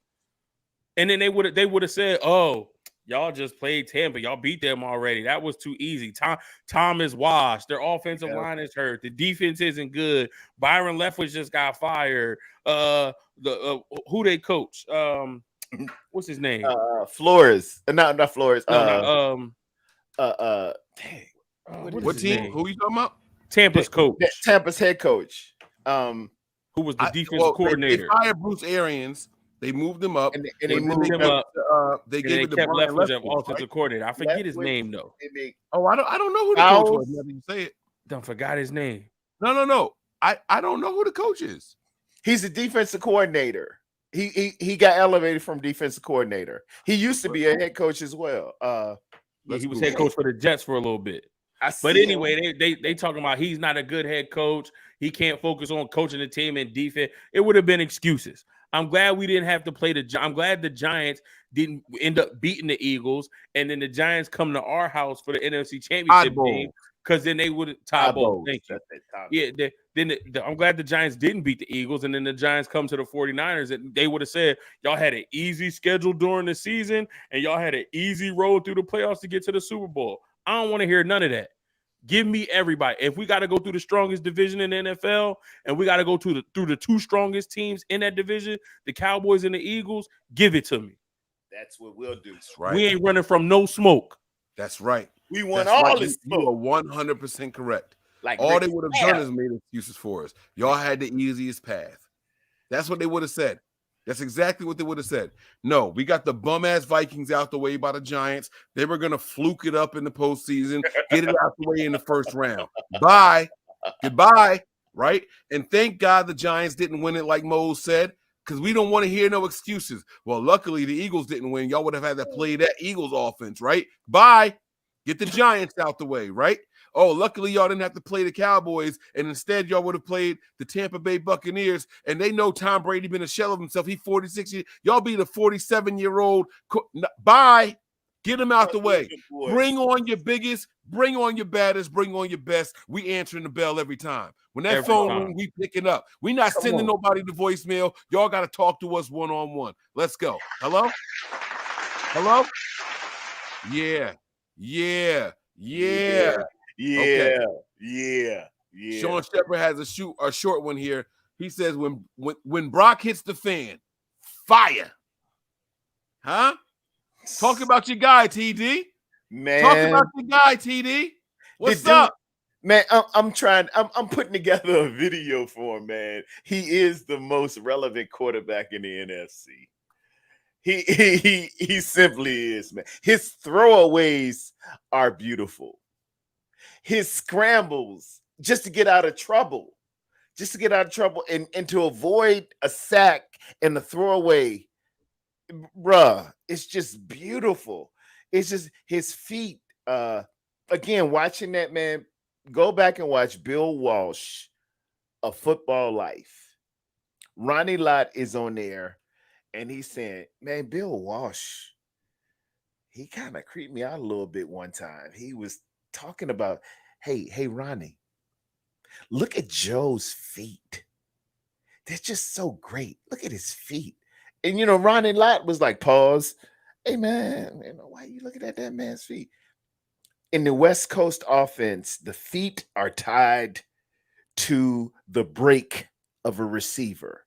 When you have a 3-step, 5-step, 7-step drop, you've got to hit the footwork exactly when he tells you to do it, so that the receiver, he strikes or he breaks when his left foot would hit the ground. And he made it so that as a receiver's left foot would hit, he could put it up without reservation because you dropped exactly 3 steps. Brock Purdy has this footwork. He sets himself, man. Look at the great Brett Coleman, Josh Putnam, and Johnny Dale. Go back and look at their after reviews on stuff. JT O'Sullivan. This guy's footwork is different, man. I don't want to cut down Jimmy G in any kind of way because Jimmy G was having a pretty good season, and shouts out. I hope he heals up and everything's great. But Jimmy G could get sporadic with his footwork. It seems like Jimmy G would be sacked a few times on this one, man, and we would be, man, we might have been down to our last kick with Rob Gold, man, on this one. But Brock Purdy, his footwork and his anticipation and his processing of a defense, looking at it, middle field close, open field, middle field open, middle field close, he knows how to go at it. This guy is on something different. And I absolutely adore and love the fact that we got our guy. James Carville, a political operative, had a saying, hey, throw water on the fire and call the dogs in. The hunt is over. The hunt is over. Well said, man. Well said. Well said. Well said. Now, this next one doesn't require a response. So, Mose, I don't want you to respond to it. All right. But I got something afterwards. It says, Sid Brown, thank you for the super chat. He says, love the show, fam. Very simple, short and sweet. We appreciate that's my family. That's my cousin. That's okay, it. yeah. Oh, That's yeah. Chicago Okay. Sid B. That's my cousin, man. Chi-town in the house. That's my blood. I always tell the story. That's my blood cousin. So his mom and my grandmom are sisters.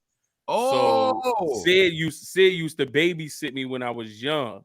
Wow. He was the first person That's that right. taught me how That's to right. make a sandwich because I was always hungry and asking him to make me food. So he got tired of me asking him because when at that time he was like a young 20-year-old. He like, man, I'm babysitting. I don't got time for all that. Look, make your own sandwich. Look, you take the bread, you spread the peanut butter on this side, you spread the jelly on this, put them two together, go sit down and eat somewhere, man. That's my fam. Earlier this season, flew out to Chicago. He's been in Chicago for over a decade now, so he showed us a good time, showed us around the city. We had a great time in Chicago. That's my fam to the death. Love you, bro, man. Thank you so much for tuning in. Much love. Appreciate Sid. the contribution. Much love, brother. Yeah. Hey, cousin Sid, I got a special video for you right at the end of the show. Don't leave yet, cousin Sid. I got one more thing to show you, okay? But this next comment here, it's going to be short and sweet, but I want you to reply to it. Jaguayo says here, we played tough championship football. Big boy time now. What's up? What's up? Come on, Mose. Give me something on it, man. Come on, Mo. I don't have to give you more than what he said. That is what we did today. That was championship football. What we did against Seattle, championship football. Every week we're adding on to that. Like you said before, now we've added just another notch to our belt of we're able to win any style of football game we get into. Come on. And like I said earlier, it's about business. We know what the goal is. We ain't going to talk about it. We just going to go out and be about it. It's about business. We still got more to accomplish. Yes, sir. Yes, sir. We're gonna run through the rest of these super chats. Make sure y'all are in here again, guys. This is the super chat segment, the end of the show. If you have any more comments you want us to respond to, they must be in the form of super chats. We are not responding to the rest of the comments in there in the live. We apologize for that, but love y'all. Here we are now. Hit that like button. Hit that like and subscribe. Hit that like button. Hit that like button. Nothing but Niners, the mothership. The mothership. Love you, Mike. Love Mike. Thank you very much, man. Eddie Glover chimes in. He says, LFG, y'all know what that means. He says NFC Championship bound. This defense is real. Love y'all, and let's get this next dub. Bye-bye, Cowboys. Bang, bang, Niner gang. Come on, TD. What's up? What you got for him, man? Bruh, like I said, we were on par to be where my list at. Hold on, I got my notes.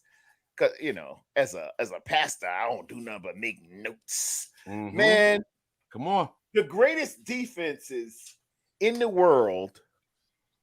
He got them.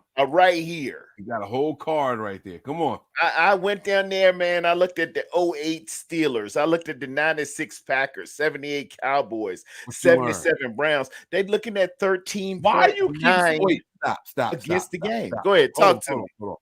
Why do you keep skipping those 2000 Ravens? I was gonna get to them, bro. Okay. I thought they down at the list. I was going at 13-9, and the 2000 Ravens were there at a microscopic 10.3 points a game. The 02 Bucks were at 12.3. The 78 Steelers were at 12.2. And I knew we were in striking distance of 13 points per game. I really wanted, and if the great E-Man, Emmanuel Mosley, wherever you are right now, my brother, I'm praying for your healing. I'm praying for your blessings. I'm praying for your prosperity. If Emmanuel Mosley didn't get hurt, Mike, this was well on board. When we were in Carolina, I was looking at that defense, man, and we were holding people to under 13 points per game. Now, here's the kicker.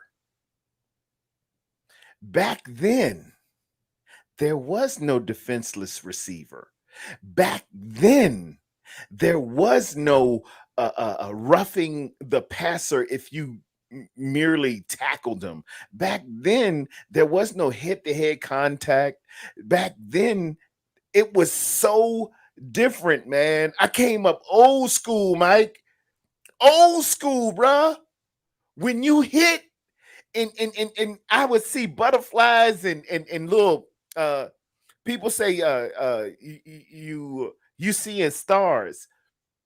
I played in Bethlehem Little League and Hotchkiss in Richmond, Virginia. Anybody who know Richmond, Virginia, the hood, y'all know what I'm talking about. You had to hit, man, and we used our heads, and we used our neck, and we used our shoulders, bruh.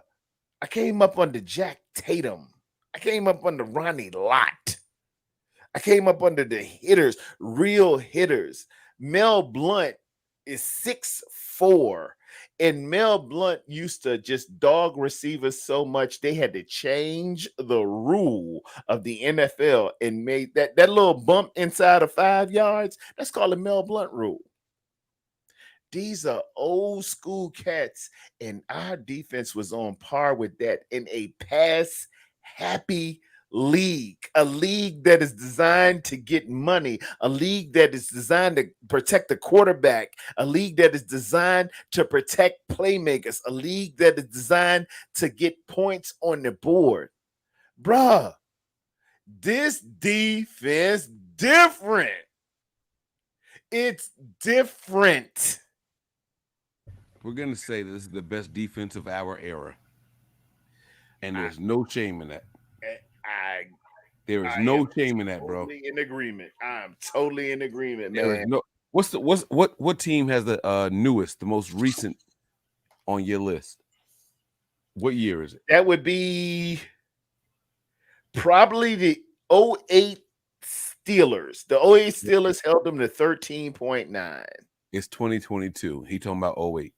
I rest my case. I rest my case. Boom. We'll leave it at that. Perfect. All right. And any other defense after that is ours anyway. If you talk about 2013, come on now. We saw the phony Seahawks trying to get in there, trying to steal some shine with that Legion of Boo. Come on now, we saw it. We saw it.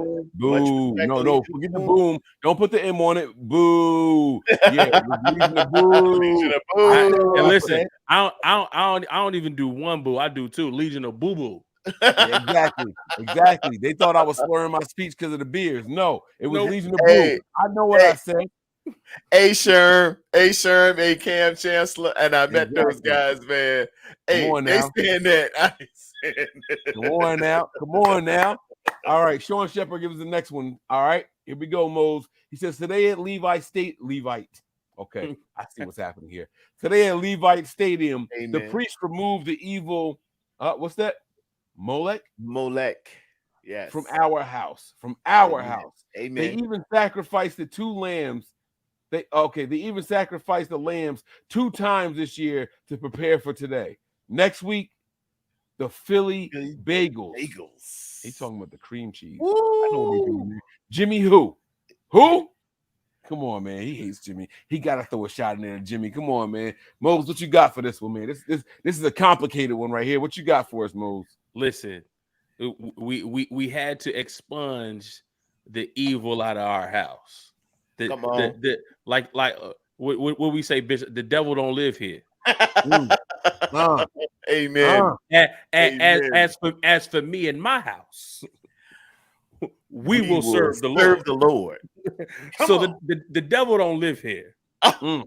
Sacrifice of the lambs. Well, we had to make some lamb chops this year. That's just what we had to do. Yes, and next week we got the bagels. So whether you want to put whether you want the bagels and the cream cheese, whether you want to say we going in, we're gonna have some steaks, some Philly cheese steaks with a little salt, pepper, mayo, ketchup, and fried onions, whatever it is. Oh, that's how you do it too. Whatever it is, we're gonna go handle our business, get our grub on, and get prepared for the next one. Because again, it's a business trip. It's a business trip. And we don't need to talk about 10. Beautifully said. No, we're not gonna hate on Jimmy. We're not gonna hate on Jimmy. We're gonna keep it moving. Soul Star, thanks for the super chat. He says here, and I quote, "Great win. Like to see a better running back rotation." I believe that's what he means there. He says, "Bring in L. Mitch early." He's talking about Elijah Mitchell. All right. He says, "Sprinkle a little Jordan Mason in there. That frustrates me with Kyle." Now, I know I'm supposed to speak after, but there were times in this game when I was like, come on, man, when we gonna mix it up? Why did it feel like we didn't see Elijah Mitchell to the third quarter? Let CMC get a little bit of a break. Let's do something a little different. But Terradome, this comment is yours. Your thoughts on the running back situation here, man. The rotation in particular. Kyle seems to stick with guys throughout most of the game until it's time for a closer to come in. Should he do a little bit more mixing and matching throughout the course of the game? How do you see it? I'm so with you guys, and I don't know if that's the flesh or that's God speaking, but I be like, man, Jordan Mason to me, I'm gonna be real with y'all. Jordan Mason is the best pure running back that we have. Wow. What? Jordan Mason is a pure running back. He is athletic. He is hard hitting. He makes his decisions and his cuts really good. He runs almost like beast mode to me. He personifies the act of running as a running back better than, I say, CMC, TDP, or Elijah Mitchell. He is just that for me. But we have a saying in the corporate world, trust the guy in the room. Whatever Kyle sees, I gotta let him go with what he sees. I brought up earlier, he's not Davisonian in terms of how Al Davis would do it, or Lombardian in terms of how they would do it. They just, this is what we gonna do, come and stop it. Bill Belichick is one that just would probe and change his whole offensive structure for what we're gonna do. Kyle is a narrative guy. He's writing a story. If you love storytelling if you love things like Yellowstone, Your Honor, The Godfather, whatever, what have you, Kyle sets it up. He sets you up in the first and second quarter. And he feels like, well, CMC's my guy. I want to see how they adjust to CMC. I want to see their foundational principles. I want to see how they run. I want to see how they react. I want to see how they react to pre-snap motion. I want to run it and run these F-off plays. And Kyle just goes with who he goes with. And I'm going to just simply have to trust it. I understand totally what Soul Star 79 is saying. I say, man, get my man in the daggone game and bust this thing up. But this is Kyle. And we win this way. We win this way. Your thoughts? You know, I mean, I'm not going to touch on it. Kyle's got a method to his madness. And I'm not going to pretend that I'm smarter than Kyle. I'm not going to pretend that I understand. Here's what I do know. It's been working. We talked about one number that's important at the very beginning of the show. 12. 12 wins in a row. I am done questioning he who is Kyle. Yep. The questions for me stop until he lets me down. I might not agree with every decision. I might not like every move he makes, every play that he calls, but for some reason, the results are where we want them to be. I'm done questioning him. So we have about 6 more questions to go through here. Let's get through them real quick. All right, as fast as possible. We're going to see what we can do here. Mose, this one's for you. He says, Sean Shepard, we about to serve some jalapeno cream cheese on this Philly bagels. All right. He said, did you see him get kicked out? Yep. Ben Dejo. Ben Dejo. Boy. I hooked, line, and sinker. I walked right into that. Was at the game. Got ejected. He was a cowgirl sideline wearing number 4. Be blessed. Who is he talking about? Who got kicked out? I'm trying to. I have no idea. I didn't see anybody get ejected. Who was wearing number 4? He's talking about somebody on the sideline. Is he talking about Skip Bayless? Who is he talking about here? I don't know, man. Sean be sending them cryptic messages. Yeah, I got to do research before Sean. You know, like he makes me work for this, man. Kicked out. I didn't see it. I'm gonna do some research. Mose, I'm gonna come back to you on this one later. Right now, we're gonna go back to Sean again. He says here, Jay's footwork looked like he was wearing clown shoes. Your thoughts on this one? Jay's footwork? Who is Jay? God, Sean, back to back this with. He's cryptic. He's cryptic, man. I don't know who. You know, back to back. Jay's looked like he was wearing clown shoes. He was wearing clown. Well, Micah Parsons doesn't have a J in there. No. Now there was a guy that Kittle shook real bad. Kittle had a short route where he faked right, cut back inside, and my man spun around and fell. And Kittle was open in the fourth quarter, but I don't know who that was. He said Jay's footwork looked like he was wearing clown shoes. I don't even. All right, we're gonna come back to that one too. Let me do some research. Unless you're talking about J-Ron Curse, but I don't think it was him on that play. Nah, that wasn't Curse on that play. No. I don't think it was. All right, so we'll give you this one. Riggs and Murtaugh. He says Lamb and Hurt in Oklahoma 2019 beat Purdy 41-42. 1 down, 1 to go. You can't write this. A lot of redemption going around. So, I like that college game. I saw the stats for this game. Jalen Hurts had 1 more rushing touchdown than Brock Purdy, but Brock Purdy threw for the same amount of touchdowns. It was a very interesting stat line in this game here. What he's basically saying is you got him then, but you won't get him now. Absolutely. I need to hear your thoughts on this one, man. Mose, break it down for us, bro. I think I think I appreciate you bringing this stat to our attention. This is something that I didn't know, and I hearken this back to a situation we've seen before with our very own Nick Bosa playing against Baker Mayfield in 2019.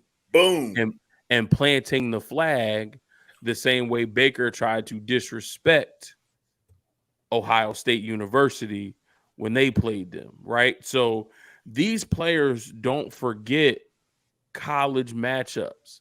These players don't forget that. And if Purdy lost this game by 1 point, as much as I've heard from him and just being a professional, I'm sure there are things that he takes from this game that he wants to have. I'm sure there are throws that he wants to have back.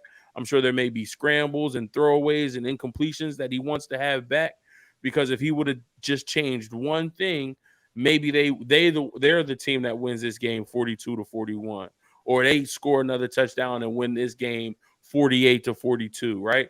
So, being that it was a game against Hurts and it was a back and forth battle, is it going to play a major role in how Brock Purdy prepares for this game? Absolutely not, because that was back in 2019 when they both were still in college. Now they're here in the NFL. But is it part of what makes the foundation of what is going to motivate Brock Purdy for this game? I think it absolutely can. So this is a good stat to look at, and see how Purdy comes out and tries to relive and one up Jalen Hurts in another quarterback duel. Yes, sir. Yes, sir, man. You spot on. I wouldn't touch it with a 10-foot pole, brother. You hit that. You hit that.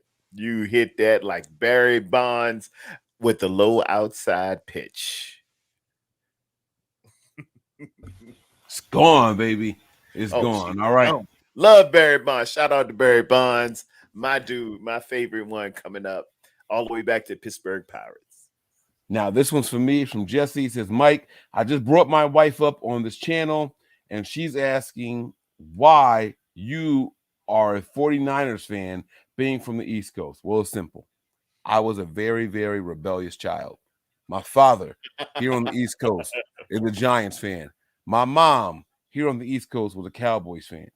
And now, I'll be honest with you, I was very young. I'm going to say between the ages of 5 and 8. Okay? There was a bunch of people in the house. Everybody's together. We're chilling. And there was a big game on. I'm assuming it was a playoff game. A lot of people were over. And everybody was cheering for the team that wasn't the team wearing red. They were cheering for the other team. And I was like, y'all are being mean. Why is nobody cheering for the team wearing red? And my mom made a very simple comment. Well, if you feel so bad for him, you start cheering for the team wearing red. Okay, Mom. Who are they? The 49ers. Boom. Stamp it on me from then and there. Boom. I've been a 49ers fan since then. Boom. Since then. And shout out to my stepbrother. My stepbrother's name is Hakeem. He was a Niners fan when I was young also. He also dropped some nuggets in my ear coming up. You know what I'm saying? He was a Niners fan, but I didn't know what he meant. Back then, I was like, I like the colors that the Dolphins wear. That turquoise and orange is pretty cool. I kind of like that, right? But he was a Niners fan, so he dropped some nuggets in my ear as well. So between Hakeem and my mom, that's why I became a Niners fan. I was a rebellious young man. Everybody in the whole house was going for one team. I wanted to go for the other team. I've been cheering for the underdogs ever since. Amen. Amen. How about you, Mose? Let's park right there for a minute, man, because 49er love is just something different. I had my mom on earlier when we first came on, and she was like, "Y'all are just different." I finally got to a place, man. Back in 2018, I took my mom out to San Francisco because it is my favorite city in the world. You can tour Alcatraz, you can hit Pier 37, the Rock Cafe. They got one in Santa Clara, they got one all over.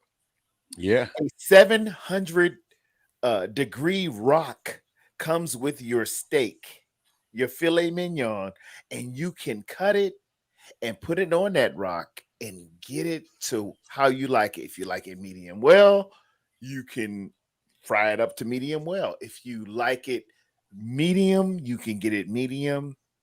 I took mom out there and I explained to her why this is just my favorite city. When you hit the airport, there's a diner that says a guy went to heaven, and he says, "Man, this place is nice, but it ain't no San Francisco."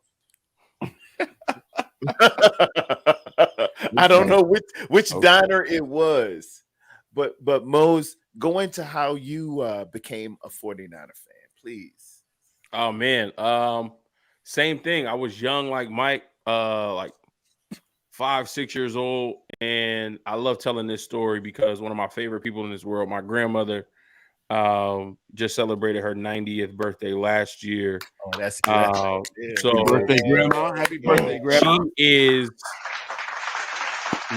She is a football fan through and through. Like, she still watches college football faithfully every Saturday. If I go over my mom's house on Saturday, I can find my grandmother watching college football every single Saturday, and she watches NFL football. She's probably one of 4 or 5 Eagles fans that I respect. Every other Eagles fan I don't respect at all. And I was only happy that the Eagles won the Super Bowl that year because they beat the Patriots and for her. But she loved watching football, and that's where I got my love of the game from. She named me Marcus Allen after the running back Marcus Allen. My name was supposed to be your middle name is Allen? My middle name is Allen. Wow.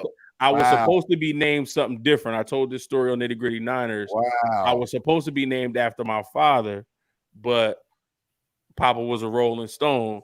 So my mom didn't want to name me that. So my grandmother said, "Why don't you name him Marcus Allen?" Because at that time, Marcus Allen was her favorite running back.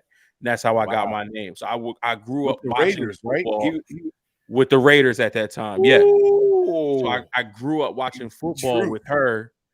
And I just remember my earliest memory is watching a team in red and gold. And number 80 caught every pass that was thrown to him. And I looked at my grandma. I said, Mom, I want to be like him. And from that point on, at like the next week, I have 49er hats, T-shirts. I had a Jerry Rice jersey. She brought me a 49ers football. I had gloves. I had toys. I had all types of paraphernalia 49ers. And it was all because of watching football with her. Now, I told her I wanted to be like number 80, and she fed me like a defensive lineman. So she didn't get the memo as far as she wanted to turn you into 96. She wanted to turn me into 99, 98. Yeah. But watching football with her, I said I loved the team and wanted to be like him. She bought me all of this 49er paraphernalia, and I've been rocking with the 49ers ever since. That is beautiful. That is a beautiful story. Man, that's awesome, bro. That's a beautiful story. That's awesome. Shout out to Grandma for raising you right and not trying to influence you either. You know, you picked the team and she supported that. I like that. Yep. I like that a lot, man. That's beautiful. That's beautiful. Yes. Contact 2452. They say here, are we gonna see a Niner takeover in Philly? Now, let me just put this to bed right now. You don't take over Philly stadiums. No. You can go in there and you can represent. But Philly fans are different. They not selling their tickets to Niner fans. They will go to a game that they don't want to go to. They will not sell their seats and let them be empty before they sell them to opposing fans. That's basketball. That's football. That's even baseball. Yeah, bro. There will not be a Niners takeover in Philly. Will the Niner fans be represented well? Absolutely. Absolutely. 100%. But are you taking over Philly? Y'all got the wrong city if you think that's what you're doing. Yeah, I'm sorry. bro. I'm sorry. They real out there. And to my 49er brethren, my faithful who are going there, look, they can get real nasty. They old school, and I guess I'm old school. The vet used to have a jail underneath the stadium because they anticipated and knew of the nastiness that's gonna some stuff, man. Yeah. Well, I wouldn't take my wife, my daughter, or my mom to the vet. It can get real nasty. It's been players that go to games, yeah, for sure, and they get into things, man. Yeah. Please watch yourself. It's not worth you showing down, drawing up, and all of this stuff. It can get really nasty. I'm so serious. I want to look into where my camera at? Right here. Please don't go into this stuff, man. They get real nasty up there. They get real. I know it's the city of brotherly love, and that's the theme. In biblical study, there are several types of love. Agape love and unconditional love is what God loves you with. But Philadelphia has what's called, they're named for a filial love, and it's a brotherly love. That's why they call it Philadelphia. It's biblical, but they own something different up there. Yeah. And let me just caution you guys with this, right? It's one thing to show up to a game and think you're having a good time, but they arrest people in opposing teams' jerseys for being too intoxicated. Mm-hmm. I have been arrested in Giant Stadium since we've been doing this show in Giant Stadium for being at a urinal, and I wobbled a little too much while urinating. And my man said, "Oh, regular street clothes." Yo, man, are you that fucked up? And I was like, no. I just had a drink or two pregame. Like, I'm good. Oh, so you were drinking? I was like, yeah, but during pregame, I was out there eating some medium rare steak kebabs, like it was just, I think the meat's not settling with click, and lock me up for the whole game. They do that up here in the Northeast. Opposing teams, if they think you're drunk, they will lock you up. Buddy system when you go to the bathroom, and that's not for security against other fans. That's for security against security. Just be smart about what you're doing, move wisely, but you are not taking over a Philadelphia stadium during the postseason. I can't emphasize that enough to you. During the postseason, you will not take over a Phillies game. Week 2, we had a shot. That was week 2. Not now. All right, just letting y'all know it's not going to happen. Yeah, right? It's real. It's real. And, please watch yourselves. Sean specified here. He said he was talking about Jimmy Garoppolo's footwork. I'm gonna say Jimmy. So he said Jay's footwork looked like he was wearing clown shoes. I guess if I'm analyzing this correctly, I'm assuming he's comparing Jimmy's footwork to Brock Purdy's footwork. Yes, sir. What you got on it? Sean, I didn't want to open that up, man, but go ahead, Mose. I'm sorry, man. I mean, I think Brock is more nimble of foot. So so when you compare those two, I think Brock is a little bit more athletic, and he's a little bit quicker, more quick twitch. So he has those quick feet to be able to escape the pocket and do what he needs to do. So when you're comparing, those two types of things, you can say Jimmy Garoppolo has clown shoes or whatever. But right now, I'm not even focused on Jimmy. If he is healthy enough to play and he can be in a reserve role and, knocking on wood now, if something, God forbid, happens to Brock Purdy, we don't have to go to Josh Johnson. We can go to Jimmy Garoppolo. Then, that is only a plus for this team. But right now I'm focused on Brock. There you go. All right, man. It's the last comment we got for the night. Terradome, I want you to read this and respond. Here we go. Okay, what's up, Niner gang? Congratulations to all Niner Empire. The war is on. I'll heading to Geno's to get my cheese steaks in Philly. and Moses is going to comment on that. Atlanta Falcons defense give up fewest points in 1977, and I did have them on the list. The Grits, it's called the Grits Blitz, back in 1977. They're on par with the 76 Steelers. The 76 Steelers had a microscopic 9.86 points against back in the day, man. That's when they could really play defense. 76 Steelers was a 9.86 as well. The Grits Blitz was real and popping. But Mose will speak to your cheesesteak. A lot of us will go to Philly and want a real cheesesteak, and me and Mose are about to have it out a little bit because he's got his opinions, I got mine. We visit Philly. Go ahead, Mose. Talk about Geno's and Pat's. Yeah, listen. This may be an unpopular opinion. Pat's and Geno's are not even the best steaks in Philadelphia. I'm gonna just throw that out there right now. Pat's and Geno's are not even the best steaks in Philadelphia. So if you're gonna come to Philly to get a cheesesteak, please do not go to Pat's and Geno's. They're not even the best in Philadelphia. There's a spot called Jim's on South Street. Jim Steaks. Absolutely insane. Good cheesesteaks. Max's, Germantown Avenue. Max's, really good cheesesteak. I'm sure you heard of it. Ishkabibbles. Ishkabibbles got really good cheesesteak. I love Ishkabibbles chicken cheesesteaks off the hook. So there's a lot of good places that you can get a good cheesesteak. Pat's and Geno's is not one of them. That's just my thoughts. Okay. All right. It depends on what you're looking for.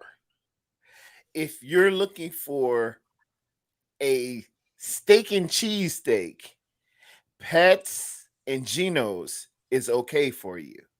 The cut is thicker at Pat's and Geno's because they're right in there, and you're gonna hit your your GPS, and get right to Pat's and Geno's. But they have a thicker cut. It's more a steak and cheese versus a cheesesteak.